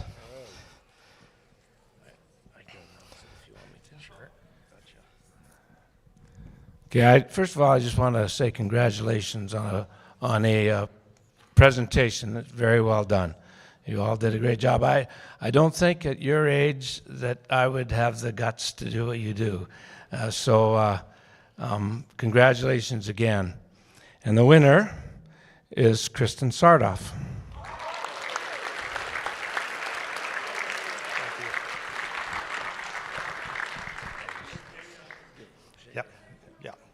Get you to. We generally don't like pictures, but there's probably going to be a picture, so.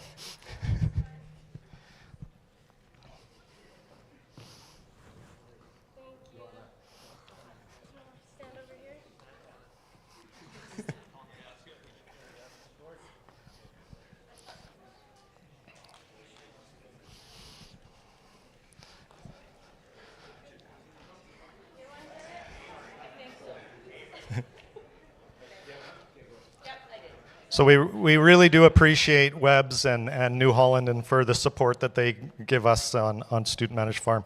So with that, I'm going to say thanks again. Appreciate all those that have come to participate in this. We really appreciate the industry support and the parents and family that are here as well.